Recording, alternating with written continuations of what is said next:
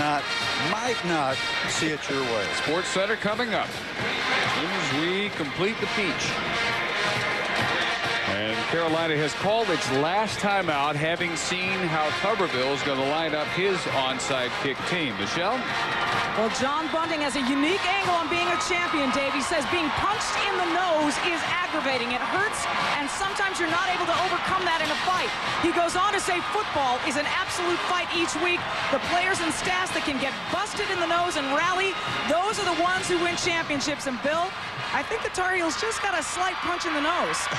They got pulverized, and they're bleeding profusely from the nose, and it's going to be more pronounced if this thing gets into the blue shirts. Here comes the big hop, never comes. It went right into the hands of Richard Moore. And Richard Moore made the perfect play. What you teach your front people in onside kick is to be aggressive. Don't stand there and wait for the ball to play you. It'll run right up your shirt. He jumped on that ball, got on it quickly, and secured it, and probably secured the game in the process. That one's on the kicker too. They work on these. You got to be able to get that ball to hop in the air. This one, two little ones, and then you need that big one. Right there should have been the big one. It goes about chest high. Good shortstop blocking the ball. Yep. And Carolina can run it out. They do not have to make a first down. All they got to do is take a knee and run this clock out, because Auburn has no timeouts. And Damon hard on himself now. Yep. Had a Peach Bowl record night punting. Ooh, favorite formation for John Bunting. And our Capital One players of the game, as Auburn can do nothing to stop the clock. The entire defense, it's hard to pick just one star as they hold the Tigers to 176 yards, force 3 turnovers, and get a half dozen sacks. 3 of those credited to Ryan Sims, who played all year in the shadow of Julius Peppers.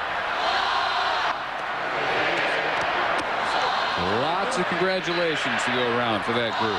We talked about the build-up for Auburn and the young players. And for this North Carolina team, they have a pretty good player in Darian Durant going to take over now. I don't think they'll be rotating next year. I think it'll be Durant's job. Well, I think he's a very good player. His passing numbers were good this year. He showed poise, and most importantly, he showed the capacity to lead this team with a spark. It's over. 7-5-7. Well, it makes Chick-fil-A Peach Bowl, North Carolina, and Auburn has Julius Peppers. Outstanding player on defense, maybe the #1 pick of the draft. He decides to come out. Jason Campbell out there to Tim Carter, who gave it up, and Joey Evans picks it up and is going to run it down inside the 10-yard line just a couple of plays later. Willie Parker will do it on the ground for Carolina, and he has a touchdown on his mind. He went over 100 yards. Auburn's given up over 500 yards in his last 2 games rushing. It's a 10-0 game. Ronald Curry. Did I mention the Tigers have had trouble stopping the run in the last couple of games? Ronald Curry, this guy, when he came out of high school, was rated ahead of Michael Vick. He goes into Michael Vick's house and goes 62 yards to the score, and Ronald's fiance much pleased. Might even encourage him to play basketball again. Later in the third quarter, check this out. Curry scrambling. Carlos Dansby's going to pick it off and get creative, and oh, that is not allowed. Let's look at it again. Mr. Dansby, welcome to Sports Center. Because you will be on it, my friend. For 6 years. Wow. At least a very athletic play. They did give him the interception, but you can't lateral it forward like that. Ryan Sims would come back and harass Jason Campbell. It wasn't so much Peppers, the other guys who were all over Campbell for most of the night. And the North Carolina defense pretty much controlled the Auburn offense all night. And Carolina wins it 16-10. They won 5 straight bowl games. Parker finished up with 132 yards on 19 carries. 16 of the last 18 Peach Bowls now decided by 7 points or less, so Auburn got a late touchdown to pull that margin down to 6. Big classic, big conference, little conference matchup. 11-2 Fresno State getting the mercurial.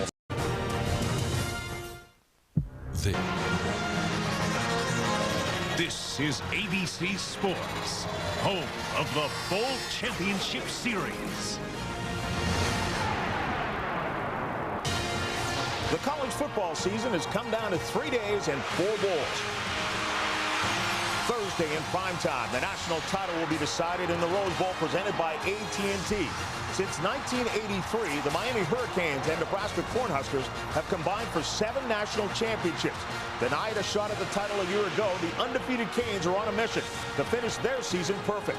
The Huskers have stumbled, but now boast the Heisman Trophy winner and are 1 win from their 4th national championship. At 8 Eastern tomorrow, it's the FedEx Orange Bowl, as this year's Cinderella, the Maryland Terrapins, beat the pass-happy Florida Gators in a classic David versus Goliath matchup. In primetime tonight, we head to the Big Easy for the Nokia Sugar Bowl, where the hometown LSU Tigers of the SEC host the Big Ten Conference champion, Illinois. Coming up next, we kick off our BCS coverage with the Tostitos Fiesta Bowl, where the Pac-10 champion Oregon Ducks and the Colorado Buffaloes, who stampeded their way into the national spotlight, collide in what they hope will be a share of the national championship. This year's national title has come down to 3 days and 4 games of the Bowl Championship Series. Tempe, Arizona, Sun Devil Stadium, Colorado and the Buffaloes taking on the Ducks of Oregon in the Tostitos Fiesta Bowl, game number 1 of the Bowl Championship Series. And welcome everyone to the Disneyland Resort in California. John Saunders alongside of Terry Bowden. We, of course, here to bring everybody up to date, get you ready for the Rose Bowl presented by AT&T, which will be held here in California at Pasadena. But the 2 teams in this game are saying, wait a second, Miami, wait a second, Nebraska. We have something to decide that may help cloud this picture. The BCS looks exactly like this, and this is why there are beefs right now between Colorado and Oregon. You look at the way the BCS lines up, and Nebraska is the number 2 team right behind Miami. Colorado, oh so close, but Colorado with the 2 losses, that's the difference. Oregon right now in the number 4 spot. But look at the traditional polls. Identical in the AP and the ESPN USA Today coaches poll. Miami number 1, Oregon number 2, Colorado number 3, both ahead of Nebraska. So Terry Bowden, as this cloudy picture we have, what are the beefs? What can Colorado say? What can Oregon say? They both have a great argument, John, because if Nebraska were to lose the game against Miami, then Colorado can say, we beat them by 26 points. We're the best playing team in the country. We deserve to be number 1. Whereas Oregon going to say, Miami's number 1, we're number 2. If number 1 loses, number 2 wins, number 2 becomes number 1. So basically, we're all completely confused, but we know this much. The winner, though, of the Rose Bowl presented by AT&T will be the national champion in the coaches poll. But right now, let's get a preview of the Fiesta and more on the controversy. Let's join Brent Musburger, who's standing by for the Fiesta Bowl.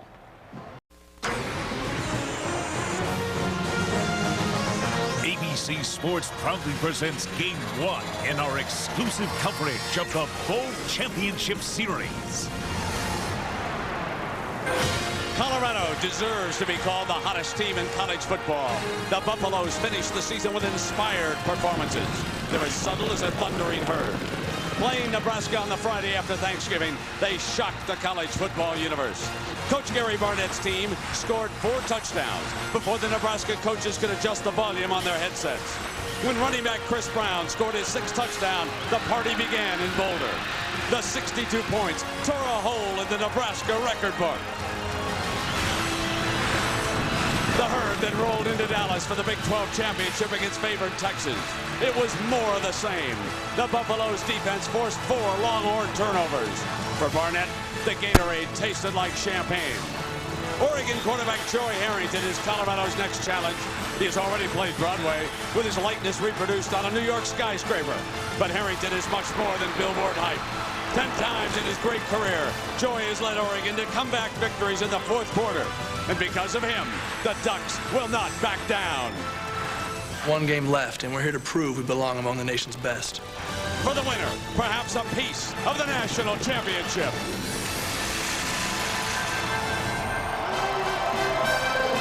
You are looking live at Sun Devil Stadium in Tempe, Arizona, where the Tostitos Fiesta Bowl brings together 2 conference champions, Colorado of the Big 12 and Oregon of the Pac-10. Welcome back, everybody. With Gary Danielson, I'm Brent Musburger. We both think we could be in for a very high-scoring game here this afternoon. But there is one big advantage. Colorado has a power edge in this game. Brent, they do. You know, you look at modern sports, and what you find are mismatches. In college football, sometimes it's a quarterback or receiver or defensive back. But in this game, Colorado has it in the offensive line, a strong side offensive line, and they've just been running all over everybody. And when you look at them, they just dominate the line of scrimmage. It forces teams to change, and those guys right there have been making this run along with their fullback, Brandon Drum. When they run the ball, that's what makes things go for this game. I don't know if Oregon can stop them. We'll find out. But I'm not sure Colorado can stop Joey Harrington, number 3. Quarterback is the toughest position to play in all of sports. He orchestrates and plays at the same time. This guy's got a ton of confidence, but more important, his coaches believe in him and his teammates believe in him. Last time on this field, 434 yards, 6 touchdowns. Yes, indeed. It's time now for our national anthem. Let's join our PA announcer here in Tempe. Ladies and gentlemen, please stand as we honor America with our national anthem. Our anthem is being performed instrumentally by legendary rock group Boston. Turn Ralphie loose, and here come the Buffaloes.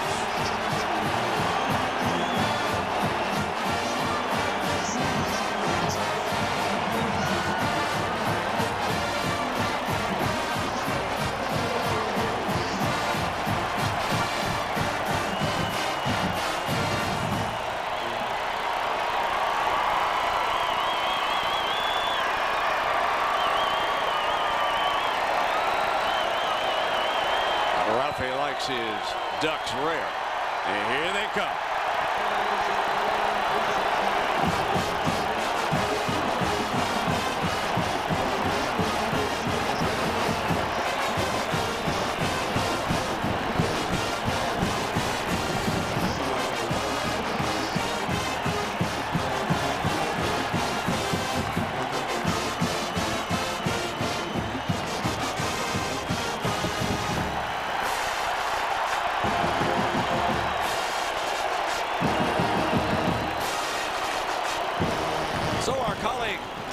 He's with Colorado coach Gary Barnett. Jack, Happy New Year. And Happy New Year right back at you, Brent. By the way, at the end of the season, this is the team that Gary Barnett led to 2 very spectacular wins. First over Nebraska, then over Texas for the Big 12 championship. But that was 1 month ago, Gary. How do you maintain the momentum from there and get the focus ready for this game? Well, I think if you had the answer to that, there'd be a lot of us buying it from you. But everybody's got the same problem.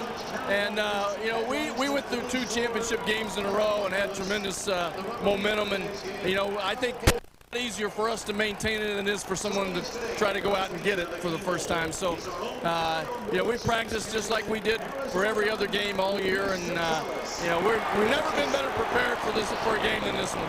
Gary, last night you talked to your team about moments of greatness. Well, that's right. You know, greatness, no matter how great, stays with a man forever. And this is one of those opportunities. Brent? All right, Jack. And our officiating crew today is from the Southeastern Conference and a veteran referee, Al Ford. He's in charge, and this is the last game that he will be the referee. Al is calling it a career. We had him a couple of years ago in the BCS championship game in New Orleans when Florida State defeated Virginia Tech. Mike Wallace is his umpire.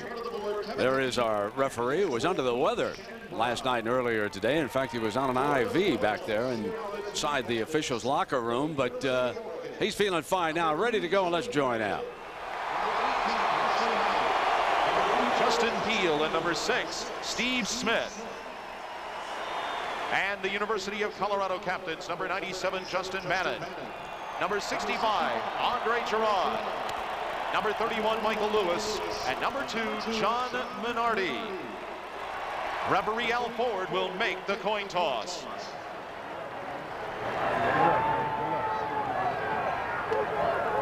Okay, Oregon's a visiting team. We're going to let them call the toss. Which one have you called? All right, call it in the air. If I drop it, we flip it again, okay? Yes. All right, he called heads, is what he's called, and it is tails. Okay, so you won the toss call, right? They're taking the ball. Which way you want to kick it?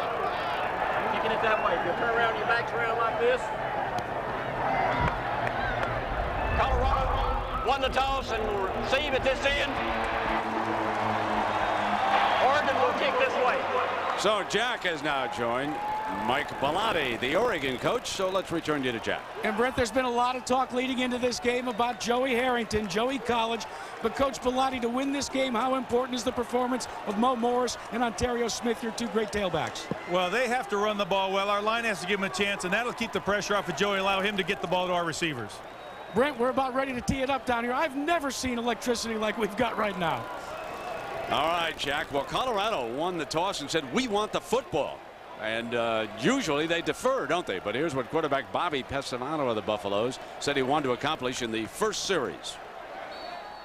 We're going to have to find out how they're going to play us, if they're really going to load the box up as much as we think. And we're just going to have to instill that physical attitude on that first drive and show them that that's the way the game's going to be for 4 quarters. Now, Pesavento is not trying to change his style, but in our interviews prior to the Nebraska and Texas game, the cap was on backwards. So everyone on the team reminded him, Gary, leave it on backwards. Might as well. But you know what's most important? Those 5 offensive linemen in front of him, not that half behind him. So Jared Siegel out of Carmichael, California, will put the ball on the tee for the Ducks. Roman Hollowell is number 5, and Clyde Sorrell is number 20 back deep, and we'll get to see that offensive line with the first series of the Tostitos Fiesta Bowl.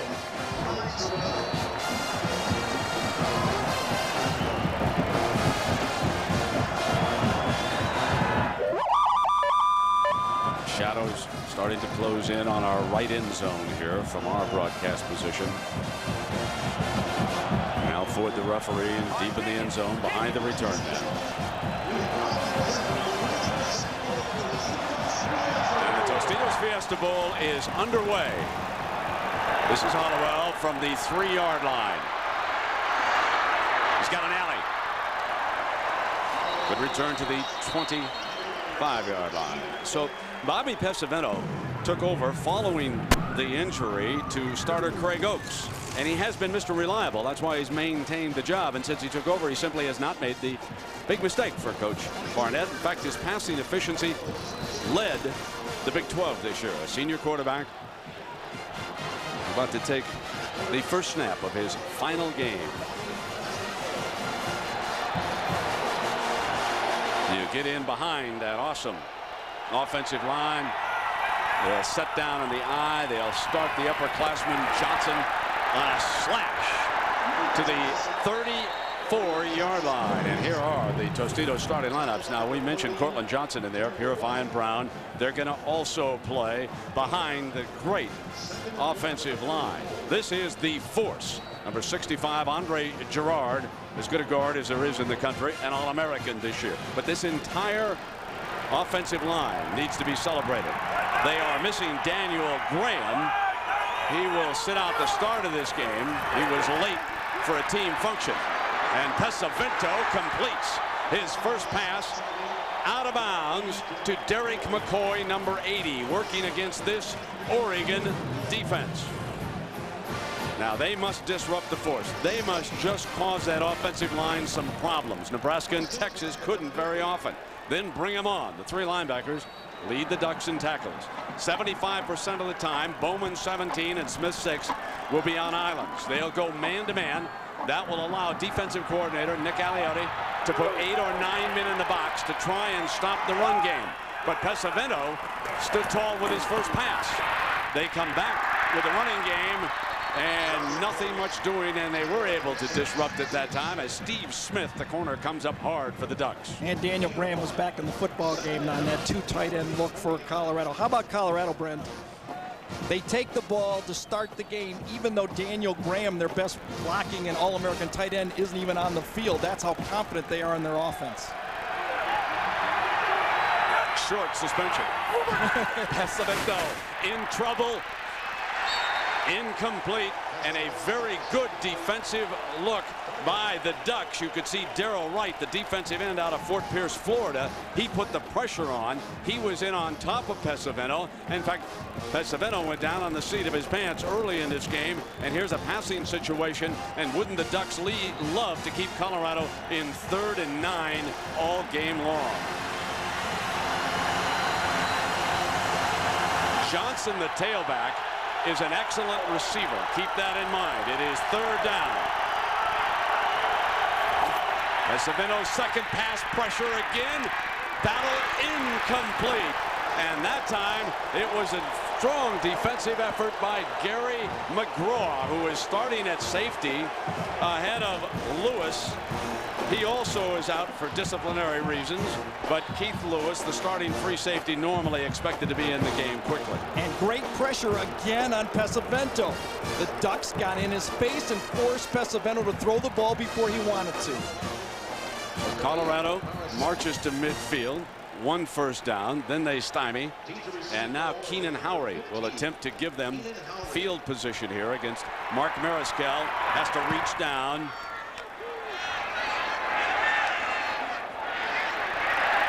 On into the end zone, and it'll come on the 20-yard line.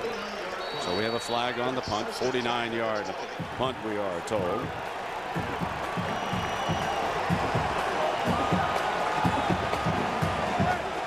So the flag has been picked up, and it will be Oregon's ball coming out from their own 20-yard line.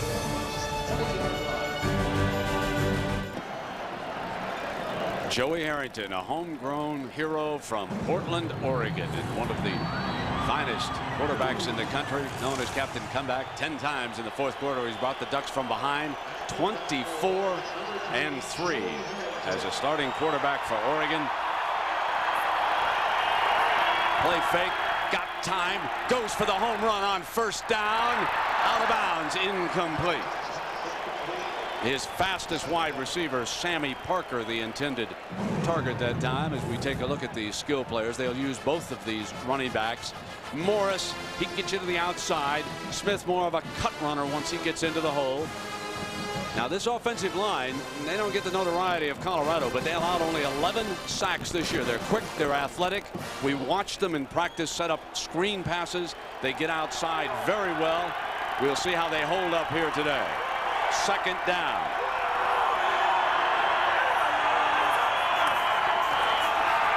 The running play behind that offensive line, and Maurice Morris, the senior out of South Carolina, against this defensive front, which allowed only 3.8 yards a rush, and Morris got more than that time, averaging 16 tackles a game. The 3 linebackers, Tufts, Johnson, and Walrus are there. Michael Lewis, he led this team attack. The only even minor controversy we had was when Joey Harrington looked at the tape and said, "I don't see a star." He meant it as a compliment that they all play well. Lewis didn't take it that way. He said, "I'll see him when the game starts." And number 31 is back at safety. There is Harrington's first completion, and it is a first down to the 31-yard line. The savvy and the experience. He goes to a tight end. Wrightster, they knew just what they needed to move the chains. Colorado came with a blitz here and a quick throw from Joey. 3-step drop, little option route on the hot from the weak side, and actually the defender Robinson threw him for a first down. He had him tackled short if he'd have brought down Webster with the first hit.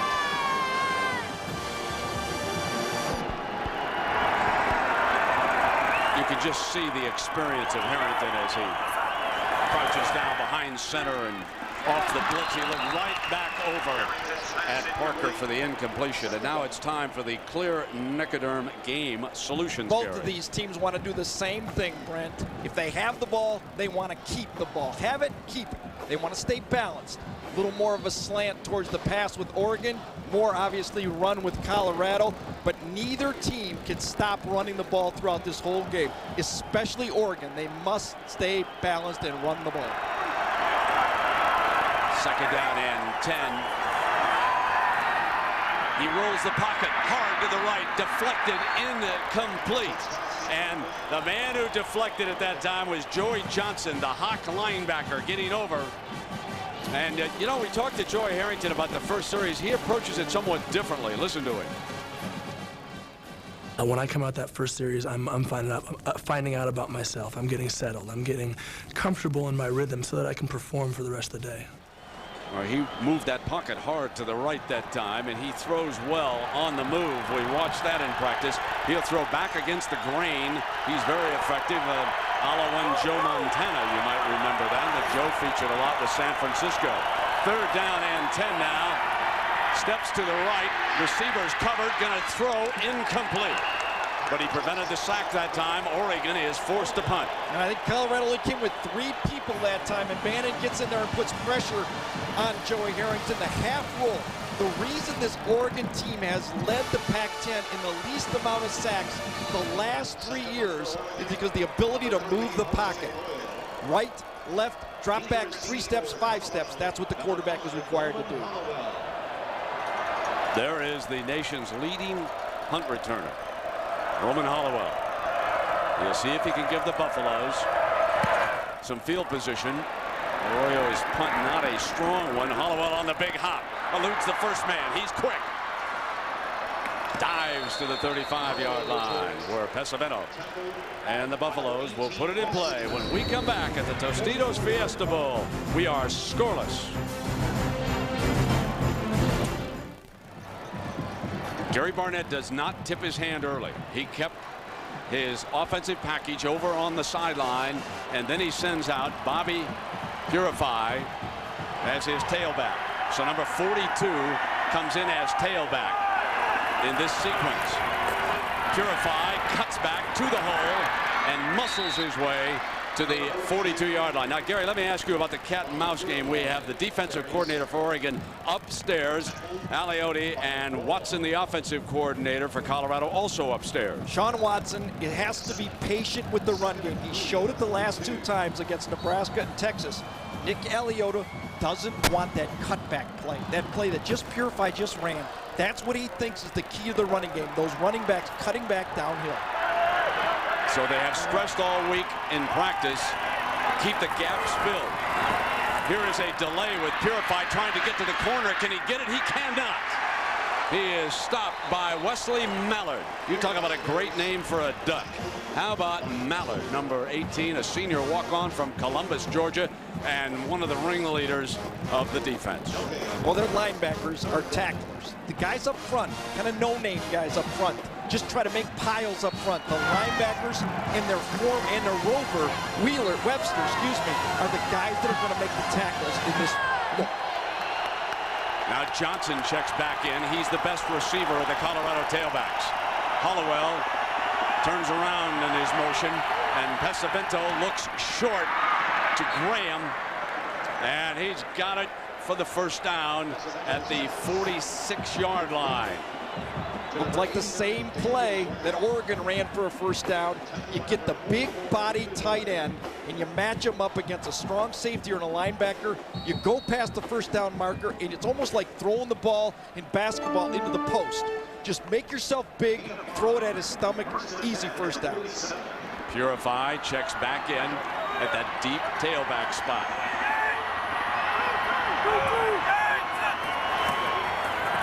Play fake. Pesavento buying some time, and beautiful coverage that time by Keith Lewis, who did not stay on the sideline long either. So both Graham and Lewis penalized for being late. Bootleg pass coming around. You can see Lewis right there. He's almost beating him to his spot. When you've got 4 weeks to get ready for a game, Nick Aliotti says, I know what you guys are doing. I don't know if we can stop you, but we know what you're doing, and Lewis was ready. Aliotti, once an assistant coach with the St. Louis Rams, then went to UCLA and moved up to work with his closest friend, Coach Pilati, and is now the defensive coordinator. Pesavento hands off and Purify for maybe a yard. This will be 3rd and long. And again, we cannot stress how important it is for Oregon's defense to keep Colorado in 3rd and long. Watch the All-American Andre Gerard right here. That's the mismatch. That guy is basically an NFL player just getting a pancake block. But those linebackers are meeting it downhill. They're forcing that running back to dodge, move. They're not hitting at full speed like we've seen the last couple games for Colorado. Now here comes Cortland Johnson, the receiver, back in. So Purify and Johnson continue to substitute. Third down for Pesavento.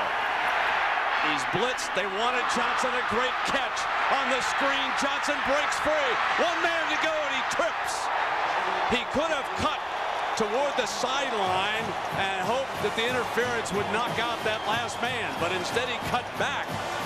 It is a 33-yard gain, a great call against pressure. What a play by Pesavento. The middle linebacker is going to drop out, and the blitz is coming from the backside. It's actually a zone blitz. Watch Pesavento get rid of this ball at the last second, throw it to his spot, and you're right, Brent. I thought it was touchdown. I thought you were going to go touchdown like you usually do, but he cut back the wrong way. First down inside the red zone for the first time. Here's Chris Brown on the field, his first carry. Remember now, Brown has rushed for 9 touchdowns in his last 2 games.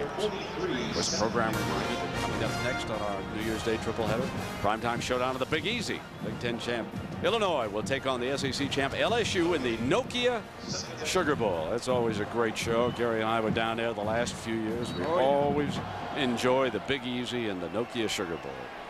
Here is the Tostitos Fiesta Bowl with a couple of teams. Well, the winner's going to come out of here with bragging rights and pull hard for Nebraska. Here's Brown on a cutback. He muscles his way inside the 10, and there's the strength of this running game before Smith can bring him down. And now we are suddenly seeing that power take charge here on Colorado's second series of the game. Watch Gerard again. This is the play. Down, down, 65 kick out. Watch this one again. Basic play, one of about 4 or 5 plays, boom. And Drum does a great job also, the fullback. You follow Drum, you follow number 65. I think you'll see an offense that's almost a mismatch for any college football team. First down and goal inside the 10-yard line. Brown battling for the end zone is stopped at the 3-yard line, and we check in with Jack Arute. Jack.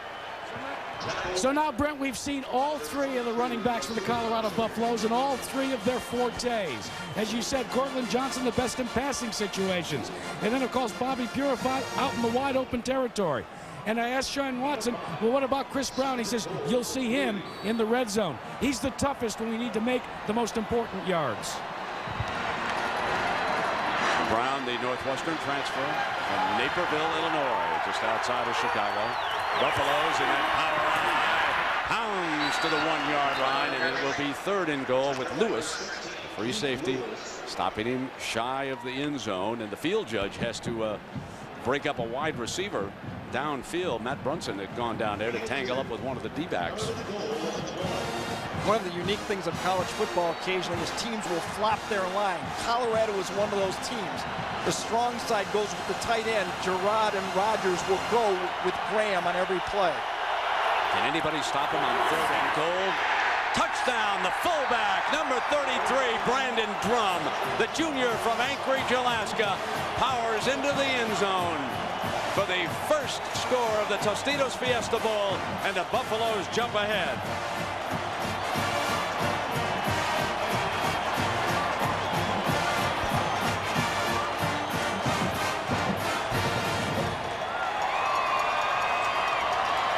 Now, Pat Brome has replaced Jeremy Flores as the kicker. Flores is also being penalized, and he did not start this game like Graham. So Brome adds the extra point, and Colorado leads it 7-0. But it was set up on this screen pass. Watch the one-handed grab by Cortland Johnson. We told you of the running backs, he was the best receiver of the trio. He certainly showed you why. And from there, the Buffaloes pound it in behind the offensive line. They go to the fullback from Alaska. Timeout.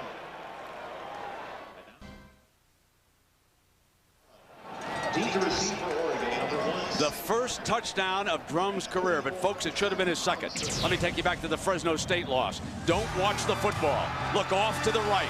Look down at the pylon. That was Drum. He'd have been wide open. Instead, Colorado lost to Fresno State, and Drum could have walked in for that touchdown. His parents, I had a conversation with him yesterday, They fly down from Alaska to the lower 48. They leave a motor home in the great Pacific Northwest, and they drive to the young man's games. And of course, the young man says, I'm not the best athlete, though, out of Alaska. That's those mushers up there. So he likes to kid himself. He's a fine young man. Here's the kickoff now by Colorado. It'll be fielded back near the goal by Alan Amundsen. And he's whacked at the 20-yard line. Amundsen's the fastest player, fastest of all the tailbacks for Oregon, but you can see the Colorado strength so far is the difference. Oregon must stay with their game plan. Jeff Tedford, their future coach of Cal, and the offensive coordinator coaching his last game here for Oregon, must stick with the run game and stay balanced.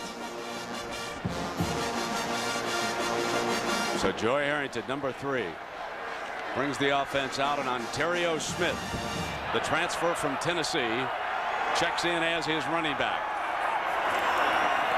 He'll get the first call, cuts back in that hole, slashes to about the 23-yard line. Justin Bannon makes the stop.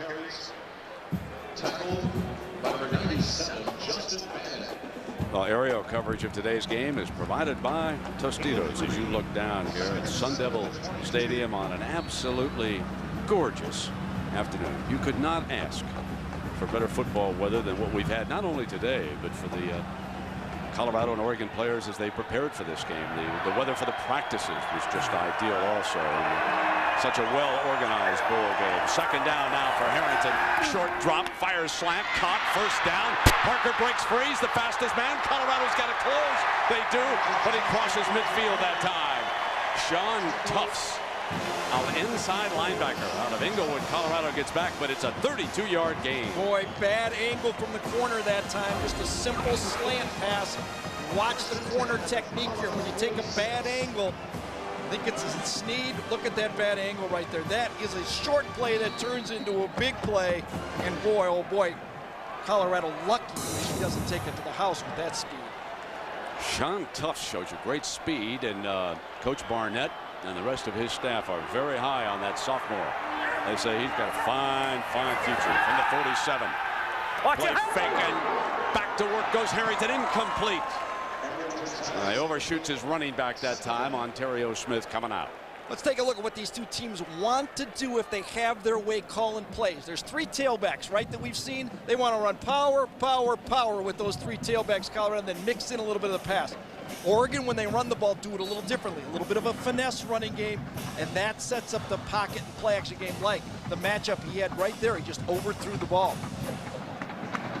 Jason Willis and Keith Allen check into the game. I happen to watch young Allen during the pregame warm-up, freshman from Torrance, California. He made some nifty catches. I'm sure the coaches observed that. Second down now. Harrington straight back, fires complete. First down to the 25-yard line, and there's Jason Willis, the junior from Los Angeles. Great read this time from Joey Harrington. Colorado goes with a zone look. Watch to the inside, drop back for Joey. He's got his eyes on the left side. A push off from the corner, lets the linebacker clear and delivers it just as the receiver comes into the open territory. You want to hit those receivers as they enter the hole, not after they're already in the hole, and Joey does it so well. The last time he was on this field, Joey Harrington threw for 6 touchdowns against Arizona State. He's now at the 25-yard line. Looking against Colorado, has good time and dumps it off, and it is dropped at the 20-yard line by Willis. And Jackaroo, we had a couple players shaken up there.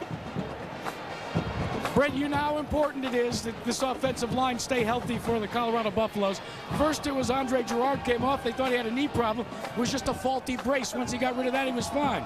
Then Justin Bates, they had to check his knee as well. He is okay.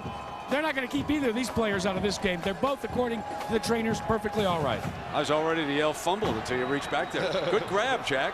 It takes a microphone to talk to us. Okay, second down and 10. And Smith is tripped up on a beautiful play by Moore. The free safety from Los Angeles came up and tripped him up. He had one of the 3 interceptions against Chris Sims in the Big 12 championship game. Well, Lewis was coming off the slot on one side, and it looked like Oregon had the right play call going the opposite way. Watch Lewis come right here this way, and the run is the opposite way. So the play call was right, but Moore comes right in there and just takes on the blocker and submarines the runner. Wonderful play. 3rd and long. Lewis has to keep an eye on Peel. You saw from behind the tight end. He's a good one. This is 3rd down now for the Ducks. Joey fires, got it, touchdown! Keenan Howry, the junior wide receiver who makes one big play after another. Let the fireworks begin.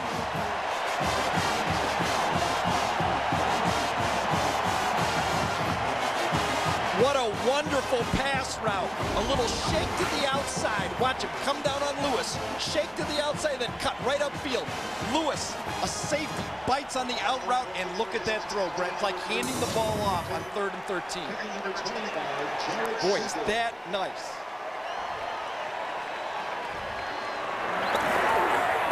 Sigel ties it up.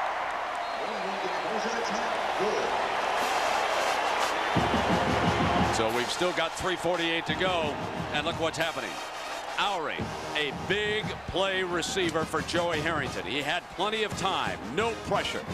That beautiful pattern. Gets in deep on Robinson. Touchdown. Seen Friday night at the Fiesta Bowl Luau at Makato's Island. Coaches and players from both teams got together for some food and games, and at the gaming table, Joey Harrington turned it over. Oh my. But he didn't turn it over just a couple of moments ago, ladies and gentlemen. And here he is, Joey Harrington. You know, not everyone gets to gaze at his own likeness 100 feet high on a Manhattan skyscraper, but Joey Harrington certainly did. He went out incognito to look at that sign in New York, which was paid for by boosters. Cost him some $250,000. And a walker on a Manhattan street recognized him, and he said, "That's you on the side of the building." Joey said, "Yes, it is." The guy said, "Cool," and walked away. A typical New Yorker. Here's the kickoff now with our Tostitos Fiesta Bowl tied at 7. Here's Hollowell. Hollowell to the 29-yard line. Let's check in with Jackaroo. Jack. Brendan, 5'10", 212 pounds. This man, Keenan Howry, admits that he has average size hands. But he has said that my success is not according to my hands. He says that it's in his eyes. He says it's all about focusing the ball, looking at it all the way until it goes into his hands. Now, if you do that, Gary, you've got to have a pretty good target to throw at if you're Joey Harrington. Yeah, and if you got a guy that can throw it to you like that, too, you can watch it go right into your hands, too. Purify will open it running back for Colorado.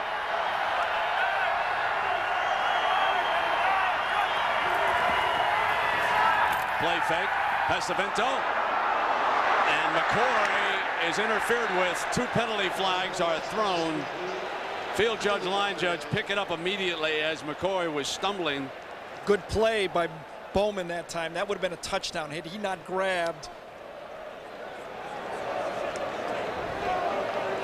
As we listen for the call, McCoy, he did a hitch and go about 10 yards down, and that was a touchdown. Great call.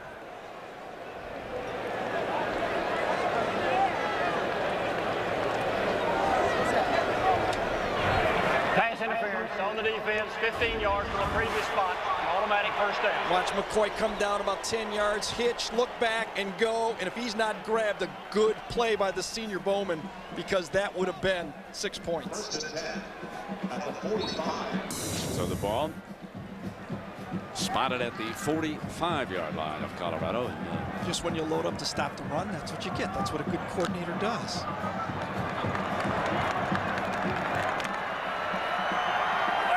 Now on first down. They'll come back with Purify. He cuts back, and Oregon, they stayed right in those slots. Garrett Graham makes the stop. We're at Sun Devil Stadium in Tempe, Arizona. And we are tied at 7 at the Tostitos Fiesta Bowl.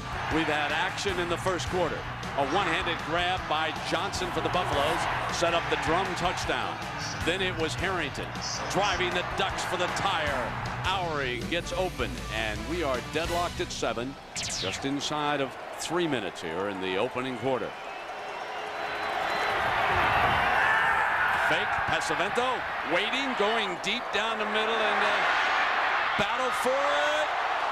Incomplete at the 5-yard line. Cormier, the intended target. Steve Smith and Bowman were both back deep.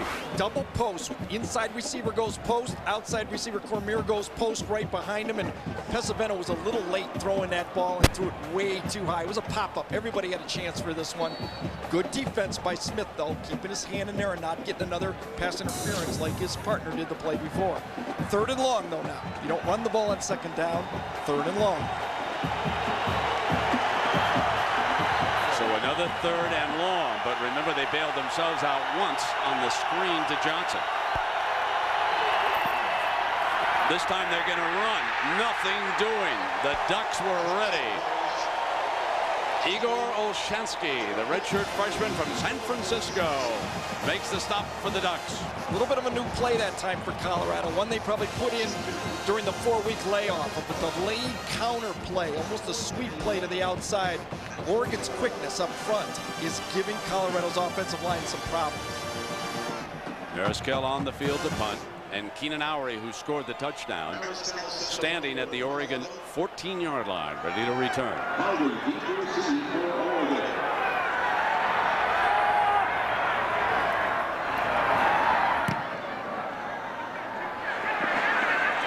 Owery slips the first man, but not the 2nd and 3rd. Down at the 15-yard line.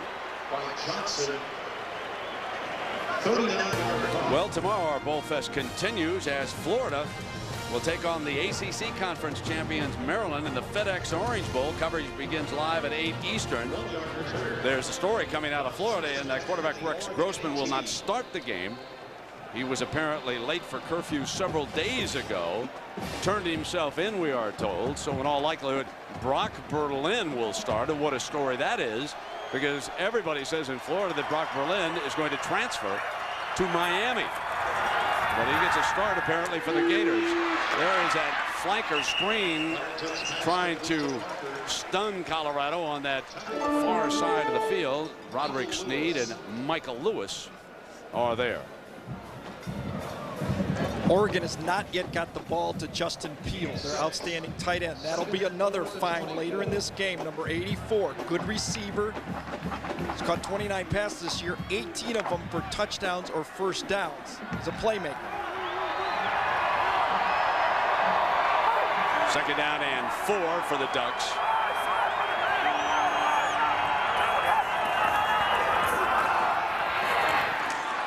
Slipped on the cutback, and this will be 3rd and a couple. Morris, the ball carrier that time for the Ducks. But when you look at the total yards, it's almost as even as the scoreboard. 99 yards for Oregon, 90 for Colorado, and deadlocked at 7. So Coach Pilati, who has done one of the grand coaching jobs in the country, as has his counterpart across the way, Gary Barnett. And Colorado, with the record showing that they improved more than any team in college football this year. Only 3 down linemen this time for the Buffaloes. Joey has time and has to throw it away as his receivers were well covered, and the Ducks now are forced to punt. It's that 3 down lineman package that was successfully used against Texas and Chris Sims. 3 men rushing, but still able to get a little pressure on Joey Harrington as he lets his ball go. Well, he's very fortunate that that wasn't called roughing the quarterback by Brayton this there. He comes up and warns him and says, you do that again, I'm going to call the flag on you. Royale. Here's Hollowell. Looking for daylight, and he's into Oregon territory. So Pesavento and the Buffaloes will be playing with a short field, good field position coming up here in the closing seconds of the first quarter. Let's see if Colorado doesn't come back with Chris Brown now and try to establish that power downhill running game. Brown has been the guy that can really deliver the blow from that tailback position.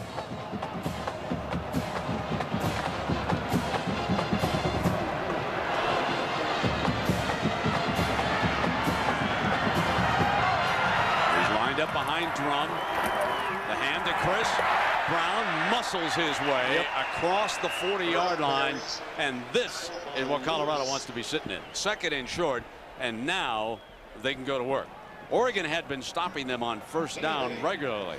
So we've come to the end of the 1st quarter, and our presentation of the Tostitos Fiesta Bowl will return after this message and a word from our ABC station. Fiesta Bowl on ABC.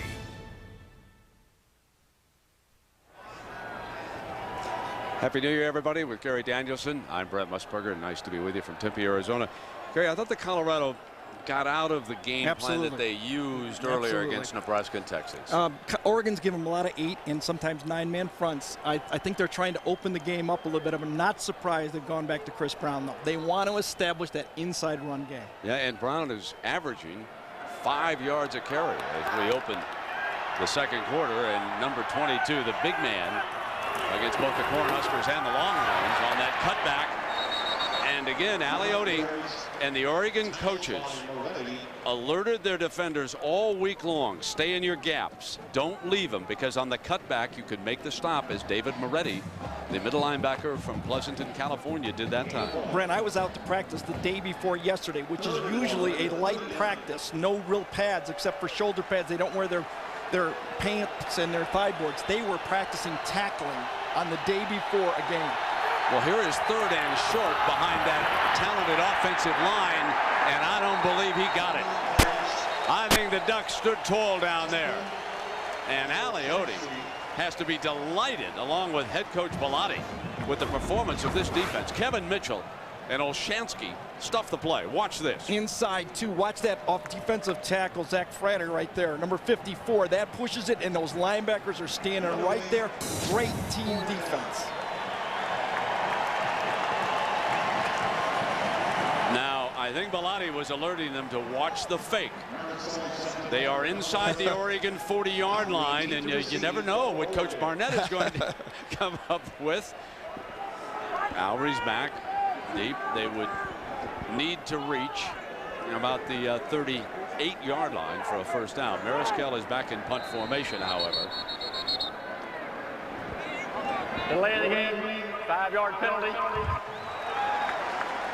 They're going to bring it back now for Mariscal, and he's going to attempt to drop this one down inside the 20-yard line. And here are our 2 outstanding punt returners. Lowry's back there. You can see what he averaged, and Hollowell, of course, led the NCAA this year with an average of 18 yards of return. But Lowry, who caught a touchdown pass thrown by Harrington earlier in this game, he's every bit as dangerous back there deep. He's standing on the 10-yard line.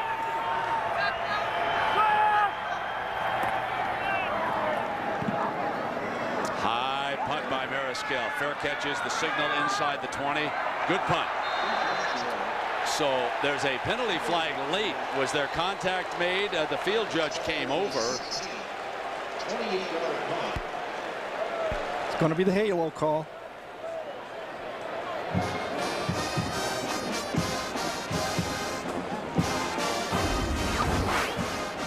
Right to the right of the punter, catching it right here. Watch this. Well, that's easy. It's an easy call. He's within 2 yards.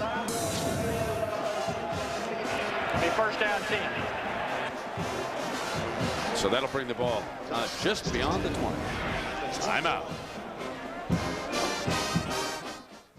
Schwab will make contributions to the scholarship funds of each of the universities represented in the Bowl Championship Series. Here it is, Oregon and Colorado in the Tostitos Fiesta Bowl. We are tied at 7. The Oregon Ducks coming out from their own 20. Play fake. Harrington goes hard right down the field for the home runs. Got Parker. He's in a foot race. They won't catch him. Touchdown Ducks. An 80-yarder.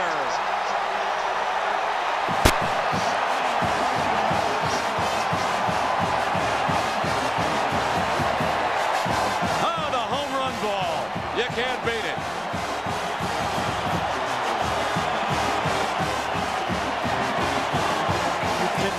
Throw a ball any better than that. He hit Parker right on the dead run, like a baton race in track. That's how nice that ball was thrown.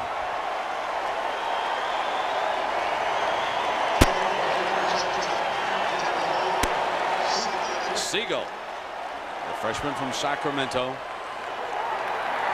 And the speedster Parker is causing them a lot of trouble.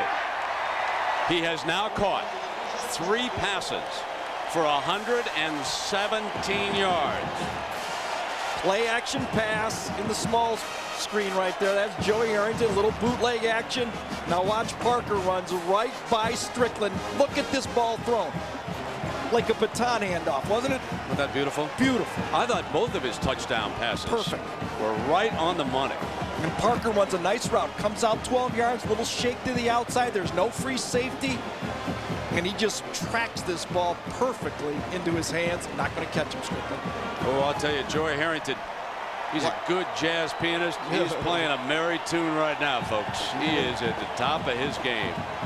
Sammy Parker, the fastest of the wideouts, gets free for the bomb. And now the Buffaloes find themselves behind. And that's something Pesavento has not had to do. Play from behind since he's been the starting quarterback. That's why he's completing 63, 64% of his passes. They've been dominating the games.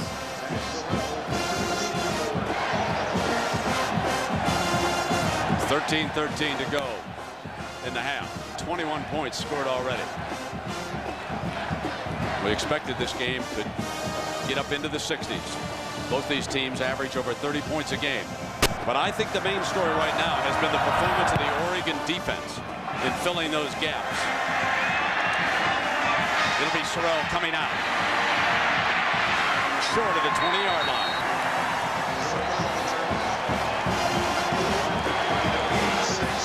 We mentioned that Harrington was an accomplished jazz pianist. Give a listen, folks.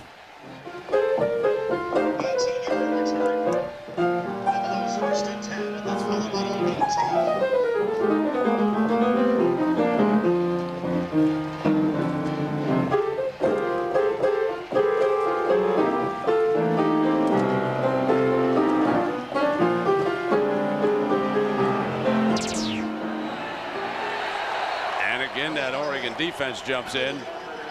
We got a penalty flag down on the game. But you know, when you talk to Joey Harrington about his piano playing ability, I'll tell you why it's unusual, folks, because most talented athletes they go out and practice ball. They don't practice the piano. But he said it was all mom. She made me stick in there in the house every afternoon, and he's happy for it now, believe me. He spent his time wisely on the field too, learning how to throw. This guy is a talented thrower, and he's learned how to manage the game as a quarterback. So the clock mismanagement by Colorado. And now Johnson, and he's got daylight. Reaching toward a first down, very close, with Keith Lewis making the stop.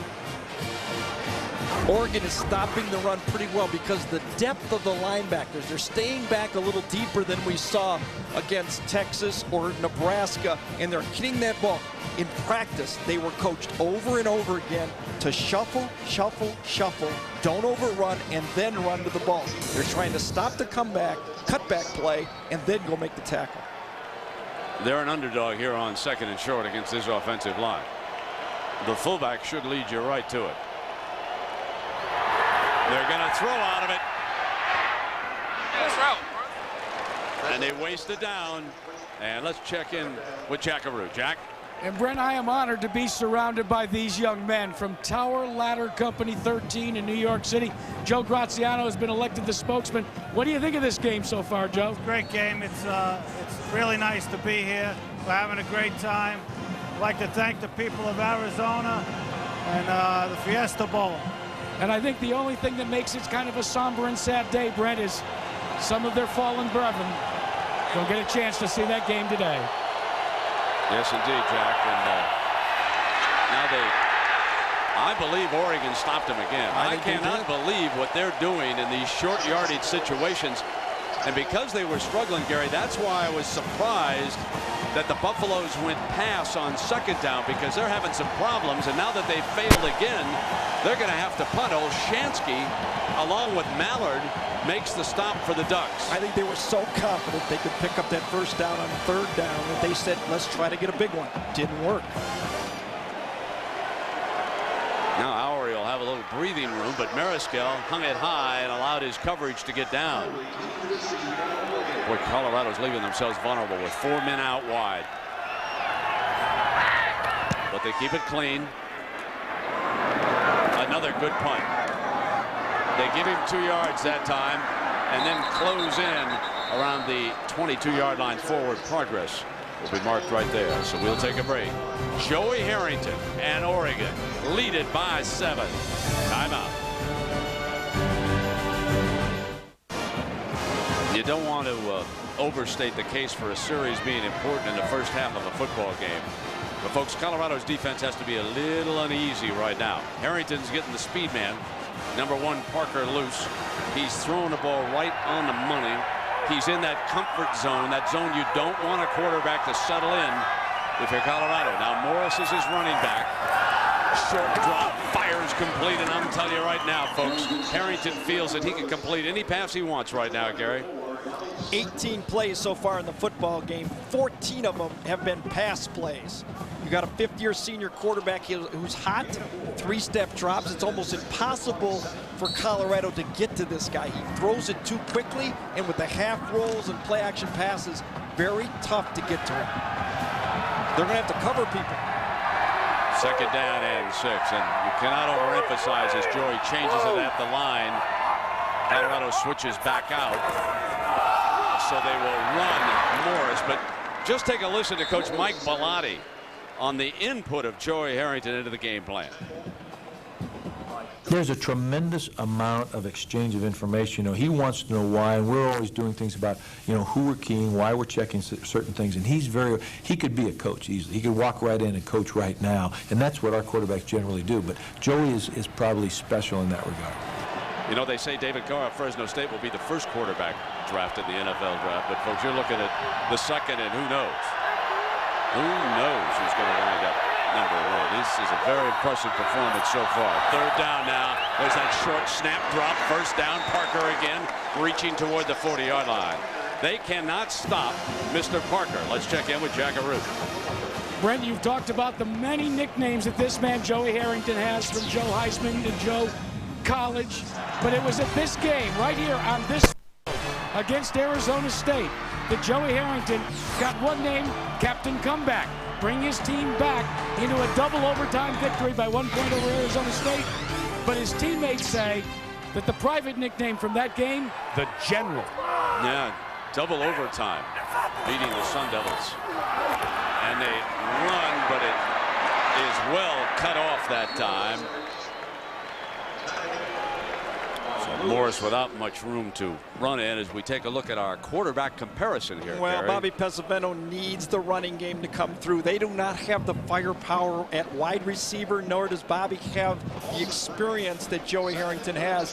Harrington's on fire. He feels the game. The only thing going well for Colorado defensively is they're stopping the run. At least they're keeping them one-dimensional. What if that comes back and haunts them? That's their problem. But what a dimension. You bet. Harrington's already thrown for 183 yards in this game. He's looking more, and he's got more. And tackle is missed. 1st down across midfield that time. And he uses Jason Willis, the junior, again. So Jason Willis has been one of his favorite targets. Terrence Wood, nickelback, comes in. Just a quick hitch, trying to pick up half the yards. 2nd and long, they go for a quick hitch. They get a 1st down. Poor tackling. Often happens in bowl games. They haven't played in 4 weeks. Right now, the defensive backs for Colorado are intimidated by the quickness of the release for Joey Harrington and the speed of Parker. The only solution is for Colorado to get some pressure on the quarterback. He is standing there in a comfort zone. He does it again. He's got all day. And that was thrown to the backside of Parker. The Oregon fans wanted interference, but he had cut the post, and it was thrown to the other side. Strickland, a cover man on the backside. But folks, Harrington's just standing up. His uniform is still ivory white. Well, when you see Parker run this post, Harrington's not quite sure what's in front of Parker. He doesn't know if there's another safety there, so he plays it safe and keeps it down the hash mark. Parker takes a different angle, and that was a good no call. The quickness of his release and his feet, you can tell how well he's schooled. Second down and 10. The draw play. Morris slips a tackle. First down, out of bounds at the 31-yard line. Sean Tufts back out of bounds. So it's time for our Aflac trivia question, and this week's question is, who is Oregon's all-time leading tackler?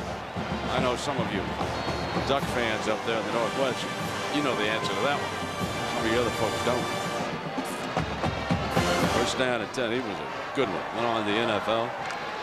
Played about a decade.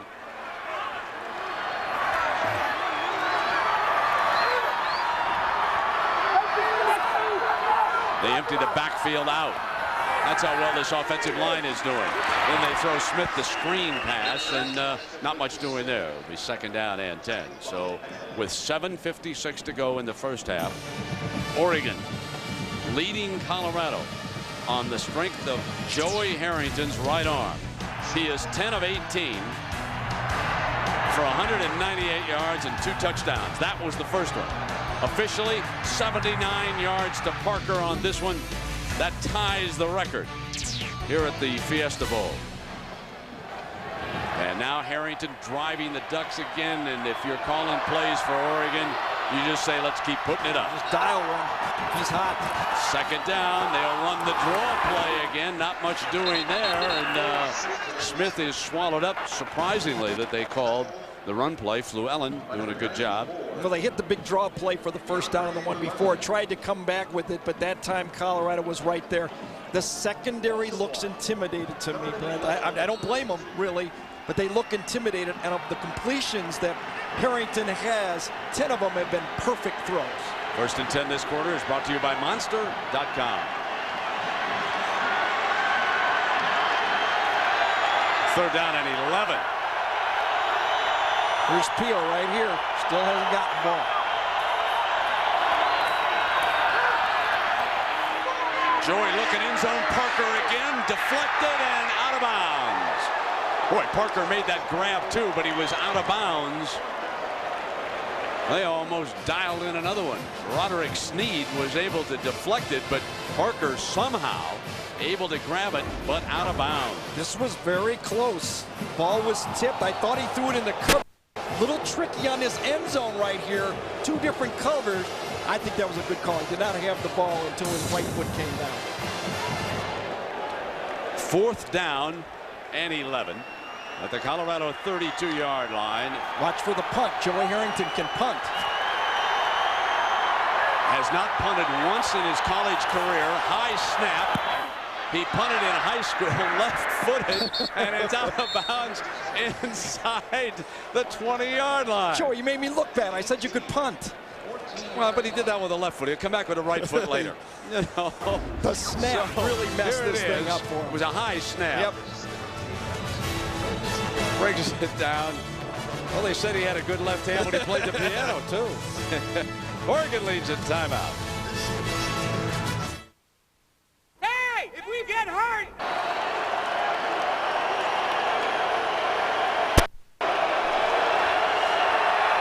So Bobby Pesavento under center here, down a touchdown. They'll throw on first down. Wide open to his big All-American tight end, the winner of the Mackey Award, and Daniel Graham for 11 yards. Now, we ask you the Aflac trivia question. Who is Oregon's all-time leading tackler? And as you look at Daniel, here's the reason why. It was his father, Tom Graham, the all-time leading tackler up at Oregon. And, of course, playing for the Denver Broncos, Daniel raised in that area, and he decided to go up the road to Boulder. And Daniel Graham, the winner of the Mackey Award this year, as the best tight end in the country. He just picked up a first down for the Buffaloes. Play fake, Pesavento rolling hard. Tosses, incomplete. Had a crossing pattern coming that time and elected to throw out of it toward Graham again. Well, the second major story of this game, besides Joey Harrington throwing the ball so accurately and quickly, has been the run stop from that Oregon defense. You know, Brent, coming into this game, they're only giving up 121 yards a game rushing, second best in the Pac-10. Their speed up front and those linebackers they're standing very deep and they're hitting it more downhill. Much better system against this power. 2nd and 10, and Brown is the running back. Picked up a couple of yards, and it will be 3rd and long again. And now it's time for our AT&T game summary.